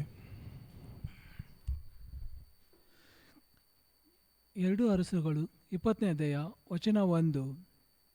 ಆ ಕಾಲದಲ್ಲಿ ಹಿಜ್ಕೀಯನು ಮರಣಕರ ರೋಗದಲ್ಲಿ ಬಿದ್ದನು. ಆಗ ಆಮೋಚನ ಮಗನು ಪ್ರವಾದಿಯೂ ಆದ ಯೆಶಾಯನು ಅವನ ಬಳಿಗೆ ಬಂದು ಅವನಿಗೆ, ನಿನ್ನ ಮನೆಯ ವಿಷಯವಾಗಿ ವ್ಯವಸ್ಥೆ ಮಾಡು, ಯಾಕೆಂದರೆ ನೀನು ಉಳಿಯುವ ಆಗಿಲ್ಲ, ಸಾಯಬೇಕಾಗಿದೆ ಎಂಬುದಾಗಿ ಕರ್ತರು ಅನ್ನುತ್ತಾರೆ ಎಂದು ಹೇಳಿದನು. ಇದನ್ನು ಕೇಳಿದೊಡನೆ ಹಿಜ್ಕೀಯನು ಮೊರೆಯನ್ನು ಗೋಡೆಯ ಕಡೆಗೆ ತಿರುಗಿಸಿ, ಕರ್ತರೇ, ನಾನು ನಂಬಿಗಸ್ತನಾಗಿಯೂ ಯಥಾರ್ಥಚಿತ್ತನಾಗಿಯೂ ನಿನಗೆ ನಡೆದುಕೊಂಡು ನಿನ್ನ ದೃಷ್ಟಿಯಲ್ಲಿ ಒಳ್ಳೆಯವನಾಗಿದ್ದದನ್ನು ನೆನಪು ಮಾಡಿಕೊ ಎಂದು ಪ್ರಾರ್ಥಿಸಿ ಬಹಳವಾಗಿ ಅತ್ತನು. ಯೆಶಾಯನು ಅರಮನೆಯ ಮಧ್ಯಪ್ರಾಕಾರವನ್ನು ದಾಟುವುದಕ್ಕೆ ಮೊದಲು ಕರ್ತರು ಅವನಿಗೆ ಹಿಂತಿರುಗಿ ಹೋಗಿ, ನನ್ನ ಪ್ರಜೆಗಳ ಪ್ರಭುವಾಗಿರುವ ಹಿಜ್ಕೀಯನಿಗೆ, ನಾನು ನಿನ್ನ ಪ್ರಾರ್ಥನೆಯನ್ನು ಕೇಳಿದ್ದೇನೆ, ನಿನ್ನ ಕಣ್ಣೀರನ್ನು ನೋಡಿದ್ದೇನೆ. ನೀನು ಗುಣ ಹೊಂದಿ ನಾಡದ್ದು ನನ್ನ ಆಲಯಕ್ಕೆ ಬರುವಿ. ಇದಲ್ಲದೆ ನಿನ್ನ ಆಯುಷ್ಕಾಲಕ್ಕೆ 15 ವರ್ಷಗಳನ್ನು ಕೂಡಿಸುತ್ತೇನೆ. ನಿನ್ನನ್ನು ಈ ಪಟ್ಟಣವನ್ನು ಅಶ್ಶೂರ್ಯದ ಅರಸನ ಕೈಗೆ ಬೀಳದಂತೆ ತಪ್ಪಿಸುವೆನು. ನನಗೋಸ್ಕರವಾಗಿಯೂ ನನ್ನ ಸೇವಕನಾದ ದಾವೀದನಿಗೋಸ್ಕರವಾಗಿಯೂ ಈ ಪಟ್ಟಣವನ್ನು ಉಳಿಸಿ ಕಾಪಾಡುವೆನು ಎಂಬುದಾಗಿ ನಿನ್ನ ಪೂರ್ವಿಕನಾದ ದಾವೀದನ ದೇವರಾಗಿರುವ ಕರ್ತರು ಹೇಳುತ್ತಾರೆ ಎಂದು ತಿಳಿಸು ಎಂದು ಆಜ್ಞಾಪಿಸಿದನು. ಯೆಶಾಯನು ಒಂದು ಅಂಜೂರ ಹಣ್ಣಿನ ಉಂಡೆಯನ್ನು ತರಿಸಿ ಅದನ್ನು ಕರುವಿನ ಮೇಲೆ ಇಡಿಸಿದಾಗ ಹಿಜ್ಕೀಯನು ಗುಣಹೊಂದಿದನು. ಹಿಜ್ಕೀಯನು ಯೆಶಾಯನು, ಕರ್ತರು ನನ್ನನ್ನು ಗುಣಪಡಿಸುವುದರು ಎಂಬುದಕ್ಕೆ ನಾನು ನಾಡದ್ದು ಅವರ ಆಲಯಕ್ಕೆ ಹೋಗುವನು ಎಂಬುದಕ್ಕೂ ಗುರುತೇನು ಎಂದು ಕೇಳಿದ್ದಕ್ಕೆ ಅವನು, ಕರ್ತರು ನುಡಿದದ್ದನ್ನು ನೆರವೇರಿಸುವರು ಎಂಬುದಕ್ಕೆ ಕರ್ತರಿಂದ ಗುರುತು ಕೇಳುತ್ತಿ. ಹಾಗಾದರೆ ನೆರಳು 10 ಮೆಟ್ಲು ಮುಂದೆ ಹೋಗಬೇಕೋ ಹಿಂದೆ ಬರಬೇಕೋ ಹೇಳು ಅಂದನು.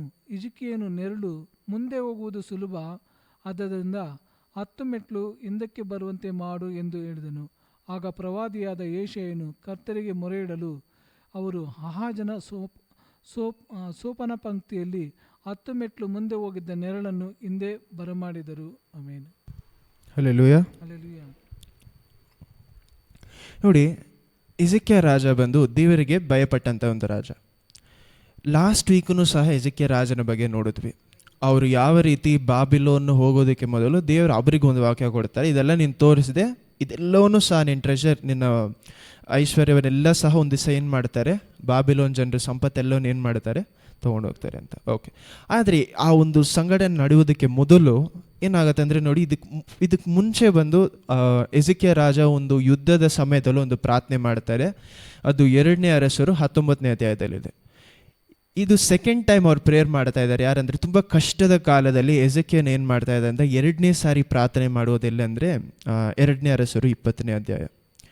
ನೋಡಿ, ಯೆಶಾಯನ ಮೂಲಕ ಇವಾಗ ನೋಡಿ, ಈ ಪ್ರವಾದನೆ ಕುರಿತಾಗಿ ನಾವು ಓದ್ತಾ ಇರಬೇಕಾದ್ರೆ, ಇದು ಮೊದಲನೇ ಸತಿ ನಾವು ಓದ್ತಾ ಇದ್ದೀವಿ. ಈ ಪ್ರವಾದನೆಯಲ್ಲಿ ಯೆಶಾಯ ಬಂದು ಏನು ಮಾಡ್ತಾ ಇದ್ದಾರೆ, ನೋಡಪ್ಪ ಈ ರೀತಿ ದೇವ್ರು ಏನು ಹೇಳ್ತಾ ಇದ್ದಾರೆ, ನಿನ್ನ ಮನೆಯ ಕೆಲಸವನ್ನೆಲ್ಲ ಏನು ಮಾಡು, ಸರಿಪಡಿಸ್ಕೊ, ನೀನೇನಾಗ್ತಾ ಇದೆಯಾ, ಸಾಯ್ತಾ ಇದೆಯಾ ಅಂತ ಹೇಳ್ತಾ ಇದ್ದಾರೆ.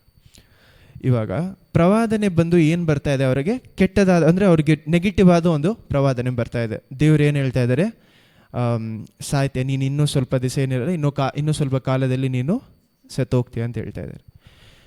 ಅವನಿಗೆ ಆ ಒಂದು ನ್ಯೂಸ್ ಕೇಳಿದ ತಕ್ಷಣ ಒಂದು ದೇವ್ರ ಮೇಲೆ ಕೋಪ ಬಂದಿರಬೇಕು ಅಥವಾ ತುಂಬ ದುಃಖ ಬಂದಿರಬೇಕು. ಎಷ್ಟೋ ಜನರಿಗೆ ದೇವರು ತನ್ನ ಜೀವನದಲ್ಲಿ ಒಂದು ಕೆಟ್ಟದಾದ ಒಂದು ಘಟನೆ ನೋಡಿ, ಇವಾಗ ದೇವರಿಗೆ ಭಯಪಡುವಂಥ ರಾಜ, ಅವನಿಗೇನಾಗ್ತಾ ಇದೆ, ಫಸ್ಟ್ ಆಫ್ ಆಲ್ ಅವನನ್ನು ಸಾಯುವ ಒಂದು ಡೆತ್ ಬೆಡ್ಡಲ್ಲಿ ಏನು ಮಾಡ್ತಾ ಇದೆ, ಸಾಯುವ ಒಂದು ಏನು ಡೆತ್ ಬೆಡ್ಗೆ ಏನು ಹೇಳ್ತೀರಾ, ಸಾವಿನ ಅಂಚಿನಲ್ಲಿ ಏನು ಮಾಡ್ತಾ ಇದ್ದಾರೆ ಎಜೆಕ್ಯ, ಆ ಒಂದು ಅನಾರೋಗ್ಯದಿಂದ ಏನಾಗ್ತಾ ಇದೆ, ಆ ಒಂದು ರೋಗ ಬಂದಿದ್ದರಿಂದ ಏನಾಗ್ತಾ ಇದೆ, ಅವರಲ್ಲಿ ಕಾಯಿಲೆಯಿಂದ ಏನು ಮಾಡ್ತಾ ಇದ್ದಾರೆ, ಅಲ್ಲಿ ನರಳಾಡ್ತಾ ಇದ್ದಾರೆ. ಅಂಥ ಮನುಷ್ಯನ ಹತ್ರ ಹೋಗಿ ನಾವೇನು ಎದುರು ನೋಡ್ತೀವಿ, ದೇವರೇ ನನ್ನ ಹತ್ರ ಬಂದು, ನಾವು ಒಂದು ಕಷ್ಟವಾದ ಒಂದು ಸಿಚುವೇಶನ್ ಇರಬೇಕಾದ್ರೆ ದೇವ್ರ ಹತ್ರ ನಾವೇನು ಮಾಡ್ತೀವಿ ಅಂದರೆ, ಎಷ್ಟೋ ಸತಿ ದೇವರ ವಾಕ್ಯವನ್ನು ಹುಡುಕ್ತೀವಿ. ಹಲ್ಲೆಲೂಯಾ. ನೋಡಿ, ಇವಾಗ ದೇವ್ರ ವಾಕ್ಯವನ್ನು ಹುಡುಕ್ತೀವಿ ಅಂದರೆ ನಮಗೆ ಬೇಕಾಗಿರೋಂಥ ವಾಕ್ಯವನ್ನು ಹುಡುಕ್ತೀವಿ, ನಮ್ಮನ್ನು ಸಂತೈಸುವಂಥ ವಾಕ್ಯ ಅಂತ. ಆದರೆ ದೇವರು ನಮ್ಮನ್ನು ಸಂತೈಸದೇ ಇರುವಾಗ ಅಂದರೆ ಅವರ ವಾಕ್ಯ, ಅಥವಾ ನಾವು ಯಾವಾಗಲೂ ಏನು ಎದುರು ನೋಡ್ತೀವಿ ಅಂದರೆ, ನಾವು ಕಷ್ಟವಾಗಿರಬೇಕಾದ್ರೆ ಸಭೆಯಲ್ಲಿ ಕೂತ್ಕೊಂಡ್ರೆ ಅವತ್ತು ಬರುವಂಥ ವಾಕ್ಯ ನನಗೇನಾಗಬೇಕು, ನಮ್ಗೆ ಆಧರಣೆ ಆಗಿರಬೇಕು ಅಂತ ಎದುರು ನೋಡ್ತೀವಿ, ನನಗೆ ಸಮಾಧಾನವನ್ನು ಕೊಡಬೇಕು ಅಂತ ಎದುರು ನೋಡ್ತೀವಿ. ಅಥವಾ ನಾವು ಏನು ಮೊಬೈಲ್ ನೋಡ್ತಾ ಇದ್ದೀವಿ, ಯೂಟ್ಯೂಬ್ ಓಪನ್ ಮಾಡಿದ ತಕ್ಷಣ ನನಗೇನು ಬರಬೇಕು ಅಂತ ಎದುರು ನೋಡ್ತೀವಿ, ಸಮಾಧಾನದ ವಾಕ್ಯ ಬರಬೇಕು ಅಂತ. ಆದರೆ ನಾವು ಎಲ್ಲಿ ಯಾವ ಕಡೆ ತಿರುಗಿದ್ರೂ, ದೇವರ ಪ್ರಸನ್ನತೆಯಲ್ಲೇ ಎಷ್ಟೋ ಸತಿ ಕೂತ್ಕೊಂಡ್ರು ನಮಗೆ ಸರಿಯಾಗಿ ವಾಕ್ಯ ಬರುವುದಿಲ್ಲ. ಅಥವಾ ನಾವು ಸಭೆಗೆ ಹೋಗಿ ಕೂತ್ಕೊಂಡ್ರು ನನಗೆ ಸರಿಯಾದ ವಾಕ್ಯ ಏನು ಬರ್ತಾ ಇಲ್ಲ ಅಂತ ಇಟ್ಕೊಳ್ಳಿ. ನಾವೇನು ಎದುರು ನೋಡ್ತೀವಿ, ಕಷ್ಟವಾದ ಕಾಲದಲ್ಲಿ ಒಳ್ಳೆ ವಾಕ್ಯಗಳು ಬರೋದೆ ಅಂತ ಎದುರು ನೋಡ್ತೀವಿ. ಆದರೆ ಅವತ್ತು ಹೋಗಿ ಸಭೆಯಲ್ಲಿ ಕೂತ್ಕೊಂಡ್ರೆ ನಮ್ಮ ಪಾಪದ ಕುರಿತಾಗಿ ಏನಾಗಿರುತ್ತೆ, ಮಾತಾಡಿರ್ತೀವಿ. ಆ ರೀತಿ ಮಾತಾಡಬೇಕಾದ್ರೆ, ಸೋತೋಗಿರುವಂಥ ಸ್ಥಳದಲ್ಲಿ ನಾವು ಇರಬೇಕಾದ್ರೆ, ಇನ್ನೂ ನೆಗೆಟಿವ್ ಆಗಿ ನಮಗೆ ಬರೋದಾದರೆ ನಾವೇನು ಮಾಡ್ತೀವಿ, ಒಂದು ತುಂಬ ದುಃಖ ಆಗುತ್ತೆ. ಯಾರೂ ನನ್ನ ಕಷ್ಟವನ್ನು ಏನು ಮಾಡ್ತಾ ಇಲ್ಲ, ಅರ್ಥ ಮಾಡ್ಕೊಳ್ಳಿ, ದೇವರೇ ನನ್ನ ಕಷ್ಟವನ್ನು ಅರ್ಥ ಮಾಡ್ಕೊಳ್ತಾ ಇಲ್ಲ ಅಂತ ಒಂದು ನಮ್ಮ ಮನಸ್ಸಲ್ಲಿ ಬರುತ್ತೆ ದುಃಖ. ಅಥವಾ ದೇವರೇ ನನ್ನ ಕಷ್ಟವನ್ನು ಅರ್ಥ ಮಾಡ್ಕೊಳ್ತಾ ಇಲ್ಲ ಅಂತ ಏನಾಗುತ್ತೆ, ಕೋಪ ಬರುತ್ತೆ. ನಾವೇನೆಲ್ಲ ಏನು ಮಾಡ್ತೀವಿ ಅಂದರೆ, ದೇವ್ರ ಮೇಲೆ ನಾವೇನು ಮಾಡೋಕ್ಕಾಗಲ್ಲ, ಕೋಪ ಮಾಡ್ಕೊಳಕ್ಕಾಗಲ್ಲ. ಅಥವಾ ದೇವ್ರ ಮೇಲೆ ನಾವೇನು ಮಾಡೋಕ್ಕಾಗಲ್ಲ, ದುಃಖ ಮಾಡ್ಕೊಳಕ್ಕಾಗಲ್ಲ. ದುಃಖನೇ ಇದ್ರೂ ಸಹ ಏನು ಮಾಡ್ತಾರೆ, ಆಚೆಗಡೆ ತೋರಿಸೋದಿಲ್ಲ. ಆದರೆ ನೋಡಿ, ಯೋಬನ ಜೀವನದಲ್ಲಿ ಏನಾಯಿತು, ಅವನು ತನ್ನ ದುಃಖವನ್ನು ಓಪನ್ ಆಗಿ ಮಾತಾಡ್ತಾನೆ ದೇವ್ರ ಹತ್ರ. ಅವನ ಮನಸ್ಸಲ್ಲಿ ಏನು ಅನ್ನಿಸ್ತಾ ಇದೆಯೋ ಅದನ್ನೇನು ಮಾಡ್ತಾರೆ, ದೇವ್ರ ಹತ್ರ ಓಪನ್ ಆಗಿ ಮಾತಾಡ್ತಾರೆ. ಹಲ್ಲೆಲೂಯಾ. ಹಾಂ, ಇವಾಗ ಎಜೆಕ್ಯ ರಾಜನ ಜೀವನದಲ್ಲಿ ಅವನು ಅಷ್ಟು ದುಃಖದಲ್ಲಿ ಇರಬೇಕಾದ್ರೆ ಅವನು ಏನು ಮಾಡ್ತಾ ಇದ್ದಾನೆ, ತನ್ನನ್ನು ತಾನು ಇಲ್ಲೂ ಪ್ರಾರ್ಥನೆ ಮಾಡ್ತಾ ಇದ್ದಾನೆ. ಆ ಒಂದು ಗೋಡೆಯನ್ನು ನೋಡಿ, ಆ ಗೋಡೆ ಅಲ್ಲಿ ಏನು ತೋರಿಸ್ತಾ ಇದೆ, ಏನಕ್ಕೋಸ್ಕರ ಎಜೆಕ್ಯ ರಾಜ ಗೋಡೆಯನ್ನು ನೋಡಿ ಪ್ರಾರ್ಥನೆ ಮಾಡಿದ್ರು, ಯೋಚನೆ ಮಾಡಿ ನೋಡಿ, ಏನಕ್ಕೋಸ್ಕರ ಮಾಡಿರ್ಬೋದು. ನಿಮ್ಮನ್ನು ಕೇಳ್ತಾ ಇದ್ದೀನಿ, ಏನಕ್ಕೋಸ್ಕರ ಎಜೆಕ್ಯ ರಾಜ ಗೋಡೆಯನ್ನು ನೋಡಿ ಪ್ರಾರ್ಥನೆ ಮಾಡಿದ್ರು?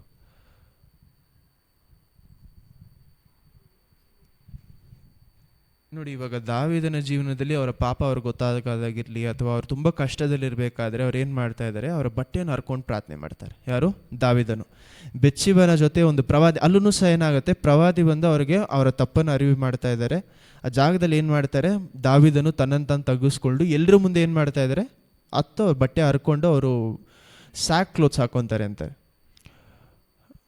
ಗೋಣಿ ಚೀಲದ ಆ ಒಂದು ಬಟ್ಟೆ ಹಾಕ್ಕೊಳ್ತಾರೆ. ಓಕೆ, ದುಃಖವನ್ನು ತೋರಿಸ್ತಾ ಇದ್ದಾರೆ. ಇಲ್ಲಿನೂ ಸಹ ಎಜಿಕಿಯ ರಾಜನ ದುಃಖ ಆಗ್ತಾ ಇದೆ. ಆದರೆ ಅವನ ದುಃಖವನ್ನು ಏನು ಮಾಡ್ತಾ ಇದ್ದಾನೆ, ಅವನು ಗೋಡೆ ಕಡೆ ತಿರ್ಕೊಂಡು ಪ್ರಾರ್ಥನೆ ಮಾಡ್ತಾ ಇದ್ದಾನೆ. ಯಾಕೆ?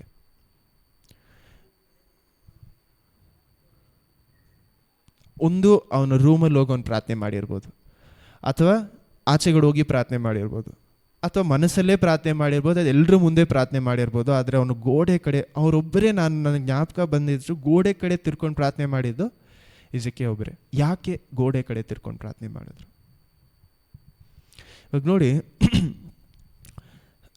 ನಮಗೂ ಸಹ ಅವರು ಏನಕ್ಕೋಸ್ಕರ, ಎಜಿಕಿಯ ರಾಜ ಮೇಯ್ನಾಗಿ ಏನಕ್ಕೋಸ್ಕರ ಮಾಡಿರ್ತಾರೆ ಅಂದರೆ, ಬೇರೆಯವರು ತಾನು ಅಳುವುದು ಏನು ಮಾಡಬಾರ್ದು, ನೋಡಬಾರ್ದು. ಒಂದು, ತನ್ನ ಮನಸ್ಸನ್ನು ದೇವರ ಕಡೆ ತಿರುಗ್ತಾ ಇದ್ದಾರೆ. ಯಾರೂ ಡಿಸ್ಟ್ರಾಕ್ಷನ್ ಏನಾಗಬಾರ್ದು, ನಮ್ಮ ಕಡೆ ಬರಬಾರ್ದು ಅಂತ ಗೋಡೆ ಕಡೆ ತಿರ್ಕೊಂಡಿರ್ತಾರೆ. ಆದರೆ ನಾವು ಅದನ್ನು ಯಾವ ರೀತಿ ತೊಗೊಬೇಕಂದ್ರೆ, ನಮಗೂ ಸಹ ಈ ಕಷ್ಟಗಳು ಹೆಚ್ಚಾಗುವಾಗ ನಮ್ಮ ಜೀವನದಲ್ಲಿ, ದೇವರೇ ನೀವು ಇಲ್ಲದೆ ಹೋದರೆ ನೆಕ್ಸ್ಟ್ ನಾನೇನು ಮಾಡೋಕ್ಕಾಗಲ್ಲ, ಜೀವಿಸೋಕ್ಕಾಗಲ್ಲ, ಈ ಜಾಗವನ್ನು ಬಿಟ್ಟು ನಾನು ಏನು ಮಾಡೋಕ್ಕಾಗಲ್ಲ, ಹೊರಡೋಕ್ಕಾಗಲ್ಲ. ನೋಡಿ, ಒಂದು ಸೇವಕರ ಒಂದು ಕುಟುಂಬ ಆಯಿತು, ಅವರು ಸೇವೆ ಮಾಡ್ತಾ ಇರುವಂಥ ಕುಟುಂಬ. ಅವ್ರಿಗೇನಿತ್ತಂದರೆ, ಅವರ ಬ್ಯಾಂಕ್ ಅಕೌಂಟಲ್ಲಿ ಏನಿದೆ, 2500 ರೂಪಾಯಿ ಮಾತ್ರ ಇದೆ. 2500 ರೂಪಾಯಿ ಮಾತ್ರ ಇದೆ. ಅವ್ರು ಏನು ಮಾಡಬೇಕಂದ್ರೆ ಅದರಲ್ಲಿ ಟೈತ್ ಕೊಡಬೇಕು. ಟೈತ್ ಕೊಟ್ಬಿಟ್ರೆ ಏನಿರುತ್ತೆ, ಬರೀ 100 ರೂಪಾಯಿ ಬ್ಯಾಕ್ ಇರುತ್ತೆ ಅಂತೆ. ಇವಾಗ ಅವರು ಅವರ ಹೆಂಡತಿ ಕಾರಲ್ಲಿ ಕೂತ್ಕೊಂಡಿದ್ದಾರೆ.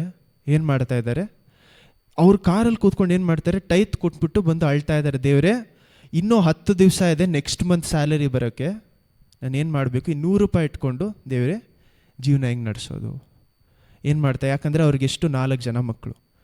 ಹಿಂಗಿರಬೇಕಾದ್ರೆ ಆ ಸೇವಕರು ತನ್ನ ಟೈತ್ನ ಕೊಟ್ಟು, ಅವ್ರ ಸೇವಕರು ಅವ್ರ ಹೆಂಡತಿ ಟೈತ್ ಕೊಟ್ಬಿಟ್ಟು ಏನು ಮಾಡಿದ್ದಾರೆ, ಒಳಗಡೆ ಕೂತ್ಕೊಂಡು ಅಳ್ತಾ ಇದ್ದಾರೆ. ಇವಾಗ ಒಳಗಡೆ ಕೂತ್ಕೊಂಡು ಹತ್ಬಿಟ್ಟು ನೆಕ್ಸ್ಟ್ ಏನು ಮಾಡಬೇಕು, ಎದ್ದು ಹೋಗಿ ಬೇರೆ ಕಡೆ ಸೇವೆ ಮಾಡಬೇಕು. ಅವ್ರು ಸೇವೆ ಮಾಡಬೇಕಾದ್ರೆ ಅವ್ರ ದುಃಖವನ್ನು ಎಲ್ಲೂ ತೋರಿಸೋದಿಲ್ಲ, ಏನೂ ಮಾಡೋದಿಲ್ಲ, ತುಂಬ ಹತ್ತಿರ್ತಾರೆ. ದೇವರೇ ನನ್ನನ್ನು ಇಷ್ಟು ದೂರ ಕರ್ಕೊಂಬಂದಿದ್ದೀರಾ, ಇದಾದ ಮೇಲೆ ಮನುಷ್ಯನಾಗಿ ನಾನು ಏನೆಲ್ಲ ಮಾಡೋಕ್ಕೆ ಸಾಧ್ಯನೋ ಎಲ್ಲ ಮಾಡಿದ್ದೀನಿ, ಇದಾದಮೇಲೆ ಯಾರ ಕೈಯಲ್ಲಿದೆ, ನಿಮ್ಮ ಕೈಯಲ್ಲಿದೆ. ನಮ್ಮ ಬಲದಲ್ಲಿ ಏನೆಲ್ಲ ಮಾಡೋಕ್ಕೆ ಸಾಧ್ಯನೋ ದೇವರೇ ಅದೆಲ್ಲವನ್ನು ಮಾಡಿದ್ದೀನಿ, ಆದರೆ ಇದಕ್ಕೆ ಮೀರಿ ಏನು ಮಾಡಬೇಕು, ನೀವೇ ನಮ್ಮನ್ನು ನಡೆಸಬೇಕು. ಈ ರೀತಿಯೇ ಎಜಿಕಿಯ ರಾಜನೂ ಸಹ ಏನು ಮಾಡ್ತಾ ಇದ್ದಾರೆ, ತನ್ನನ್ನು ತಾನು ಆ ಗೋಡೆ ಕಡೆ ತಿರುಗ್ತಾರೆ. ಅವರ ಜೀವನದಲ್ಲಿ ಇರುವಂಥ ಗೋಡೆ ಏನಾಗ್ತು, ಅವರ ಎಂಡನ್ನು ತೋರಿಸ್ತಾ ಇದೆ. ಅವರ ಜೀವನದ ಏನು ಎಂಡ್, ಕೊನೆ. ಇದಾದ ಮೇಲೆ ಅಷ್ಟೇ ಏನು, ಆ ಗೋಡೆ ಅನ್ನೋದು ಅವರ ಜೀವನದಲ್ಲಿ ಕೊನೆ, ಇನ್ನೇನು ನಾನು ಸತ್ತೋಗ್ತೀನಿ ಅನ್ನೋಂಥ ಕಾಲ. ನೋಡಿ, ಅದೇ ಗೋಡೆಯ ಕಡೆ ತಿರ್ಕೊಂಡು ಅವ್ರೇನು ಮಾಡ್ತಾ ಇದ್ದಾರೆ, ಪ್ರಾರ್ಥನೆ ಮಾಡ್ತಾ ಇದ್ದಾರೆ. ದೇವರೇ ಏನಂತ ಪ್ರಾರ್ಥನೆ ಮಾಡ್ತಾ ಇದ್ದಾರೆ ನೋಡಿ, ಅವರ ಪ್ರಾರ್ಥನೆ ನೋಡಿ. ಗೋಡೆ ಕಡೆಗೆ ತಿರುಗಿಸಿ, ಕರ್ತರೇ ನಾನು ನಂಬಿಗಸ್ತನಾಗಿಯೂ ಯಥಾರ್ಥ ಚಿತ್ತನಾಗಿಯೂ ನಿಮಗೆ ನಡೆದುಕೊಂಡು ನಿಮ್ಮ ದೃಷ್ಟಿಯಲ್ಲಿ ಒಳ್ಳೆಯವನಾಗಿದ್ದನ್ನು ನೆನಪು ಮಾಡಿಕೊ ಎಂದು ಪ್ರಾರ್ಥಿಸಿ ಬಹಳವಾಗಿ ಅತ್ತನು. ಚಿಕ್ಕದಾದ ಪ್ರಾರ್ಥನೆ. ಏನು ಹೇಳ್ತಾ ಇದ್ದಾರೆ, ದೇವರೇ ನಾನು ಇದುವರೆಗೂ ನಂಬಿಕಸ್ಥನಾಗಿದ್ದು, ನಾನು ವಿಶ್ವಾಸವಾಗಿದ್ದದನ್ನು ಏನು ಮಾಡಿ ಜ್ಞಾಪಕ ಮಾಡಿಕೊಳ್ಳಿ ಅಂತೇಳಿ ಅವನೇನು ಮಾಡಿಲ್ಲ, ಏನು ಪ್ರಾರ್ಥನೆ, ನನಗೆ ಎಕ್ಸ್ಟ್ರಾ ಜೀವನ ಕೊಡಿ, ಎಕ್ಸ್ಟ್ರಾ ಇಷ್ಟು ವರ್ಷಗಳು ನನಗೆ ಬೇಕು, ನನಗೆ ಸುಖ ಕೊಡಿ, ಏನು ಹೇಳಿಲ್ಲ. ಅವರ ಪ್ರಾರ್ಥನೆ ಎಷ್ಟು ಸುಲಭವಾಗಿದೆ. ಏನು ಹೇಳ್ತಾ ಇದ್ದಾರೆ, ನಾನು ಮಾಡಿರೋದೆಲ್ಲವನ್ನು, ಒಳ್ಳೆತನವನ್ನು ಮತ್ತು ನನ್ನ ವಿಶ್ವಾಸವನ್ನು ಏನು ಮಾಡಿ ನೆನಪಲ್ಲಿಟ್ಕೊಳ್ಳಿ. ಈ ವಾಕ್ಯ ನಮಗೆ ಯಾಕಷ್ಟು ಮುಖ್ಯ ಅಂದರೆ, ದೇವರು ನಮ್ಮ ಒಳ್ಳೆತನವನ್ನು ಮರೆಯುವುದಕ್ಕೆ ಅವರು ಮನುಷ್ಯರಲ್ಲ ಅಂತ ವಾಕ್ಯ ಇದೆ. ಹಲ್ಲೆಲೂಯಾ. ಯಾರಿಗೂ ದೇವರು ಏನಿಲ್ಲ ಅಂತೆ, ಸಾಲಗಾರನಲ್ಲ ಅಂತ ವಾಕ್ಯ ಇದೆ. ಸೊ ನಾವು ಮಾಡಿರುವಂಥ ಒಳ್ಳೆತನವನ್ನೆಲ್ಲವನ್ನು ಅಲ್ಲಿ ನಾವು ತೋರಿಸಿ ದೇವ್ರ ಹತ್ರ ಪ್ರಾರ್ಥನೆ ಮಾಡೋದು ಒಳ್ಳೆಯ ವಿಷಯನ ಇಲ್ವಾ? ಆದರೆ ನಾವು ಎಷ್ಟು ಜನ ಎಜಿಕಿಯ ರಾಜನ ಅಷ್ಟು ಒಳ್ಳೆಯವರಾಗಿದ್ದೀವಿ? ಎಜಿಕಿಯ ರಾಜ ದಾವಿದನಾಗಿಲ್ಲದೆ ಇರ್ಬೋದು, ಪೌಲಾಗಿಲ್ಲದೆ ಇರ್ಬೋದು, ಅಥವಾ ಅಷ್ಟು ದೊಡ್ಡ ಮನುಷ್ಯನಾಗಿಲ್ಲದೆ ಇರ್ಬೋದು. ಆದರೆ ಅವನಲ್ಲಿದ್ದಂಥ ಒಂದು ವಿಷಯ ಏನು, ಬೇರೆಯವರು ಇಲ್ಲದೇ ಇದ್ದಂಥ ವಿಷಯ, ಅವನಲ್ಲಿದ್ದಂಥ ವಿಷಯ ಏನು, ಒಂದು ಕೆಟ್ಟದಾದ ಸಂತತಿಯಲ್ಲಿ ಒಂದು ಒಳ್ಳೆಯ ರಾಜನಾಗಿ ಹುಡ್ತಾ ಇದ್ದಾನೆ. ಹಲ್ಲೆಲೂಯಾ. ಎಲ್ಲ ರಾಜರು ಕೆಟ್ಟದಾಗಿ ಬರಬೇಕಾದ್ರೆ ಇವನೊಬ್ಬನ ಏನು ಮಾಡ್ತಾ ಇದ್ದಾನೆ, ಆ ಸಂತತಿಯಲ್ಲಿ ದೇವರಿಗೆ ಭಯಪಡ್ತಾ ಇದ್ದಾನೆ. ಐಡಲ್ ವರ್ಷಿಪ್ ಇರುವಂಥ ಜಾಗಗಳೆಲ್ಲವನ್ನ ಏನು ಮಾಡ್ತಾ ಇದ್ದಾನೆ, ಅಟ್ಲೀಸ್ಟ್ ನಾಶ ಮಾಡ್ತಾ ಇದ್ದಾನೆ. ಹಲ್ಲೆಲೂಯಾ. ನೋಡಿ, ಎಜಿಕಿಯ ರಾಜ ತನ್ನ ಒಳ್ಳೆತನ ಅಂತ ಹೇಳ್ತಾ ಇರೋದು ಯಾವುದನ್ನು, ದೇವರೇ ಅವರ ಸುತ್ತಲೂ ಇರುವಂಥ ಕೆಟ್ಟ ಜನರ ಮಧ್ಯದಲ್ಲೂ ಸಹ ಇವನ ಕುಟುಂಬ ಏನು ಮಾಡ್ತಾ ಇದ್ದಾರೆ, ದೇವರನ್ನು ಹುಡುಕ್ತಾ ಇದ್ದಾರೆ. ಹಲ್ಲೆಲೂಯ. ನಾವು ದೇವರನ್ನು ಹುಡುಕ್ತಾ ಇದ್ದೀವ, ಕಷ್ಟ ಕಾಲದಲ್ಲಾಗಲಿ ಒಳ್ಳೆಯ ಕಾಲದಲ್ಲಾಗಲಿ ದೇವರನ್ನು ಹುಡುಕ್ತಾ ಇದ್ದೀವ. ತುಂಬ ಮುಖ್ಯವಾದ ವಿಷಯನು ದೇವರನ್ನು ನಾವು ಹುಡುಕುವುದು. ಯಾಕಂದರೆ ಪ್ರವಾದನೆ ಮಾತೇ ಬಂದ್ರೂ ಸಹ ಯೆಶಾಯ ಮೂಲಕ ಇವರೇನು ಮಾಡ್ತಾ ಇದ್ದಾರೆ, ಅಷ್ಟೇ ಎಂಡಂತ ತಿಳ್ಕೊಳ್ದೆ ಏನು ಮಾಡ್ತಾ ಇದ್ದಾರೆ, ದೇವರೇ ನನ್ನನ್ನು ಏನು ಮಾಡಿ ಇನ್ನೊಂದು ಸತಿ ನೋಡಿ ಅಂತ ಇದ್ದಾರೆ. ಅವಾಗ ಏನಾಗ್ತಾ ಇದೆ, ಅವಾಗ ಯೆಶಾಯ ಬಂದು ಏನಂತ ಹೇಳ್ತಾ ಇದ್ದಾರೆ, ತಿರುಗಿ ಅವನು ಇನ್ನೇನು ಆಚೆ ಹೋಗೋದಕ್ಕೆ ಮೊದಲೇ ದೇವರು ಏನು ಮಾಡ್ತಾರೆ, ದೇವರ ಆತ್ಮ ಯೆಶಾಯನ ಹತ್ರ ಮಾತಾಡ್ತಾರೆ. ಯಾವುದು ವಾಕ್ಯ ಅದು ನೋಡಿ, 9:8 ಇಲ್ಲ 5ನೇ ವಾಕ್ಯ ಅಂದ್ಕೊಳ್ತೀನಿ, 5:6ನೇ ವಾಕ್ಯ. ಇದಲ್ಲದೆ 4ನೇ ವಾಕ್ಯದಿಂದ ಸ್ಟಾರ್ಟ್ ಮಾಡಿ. ಹಾಂ.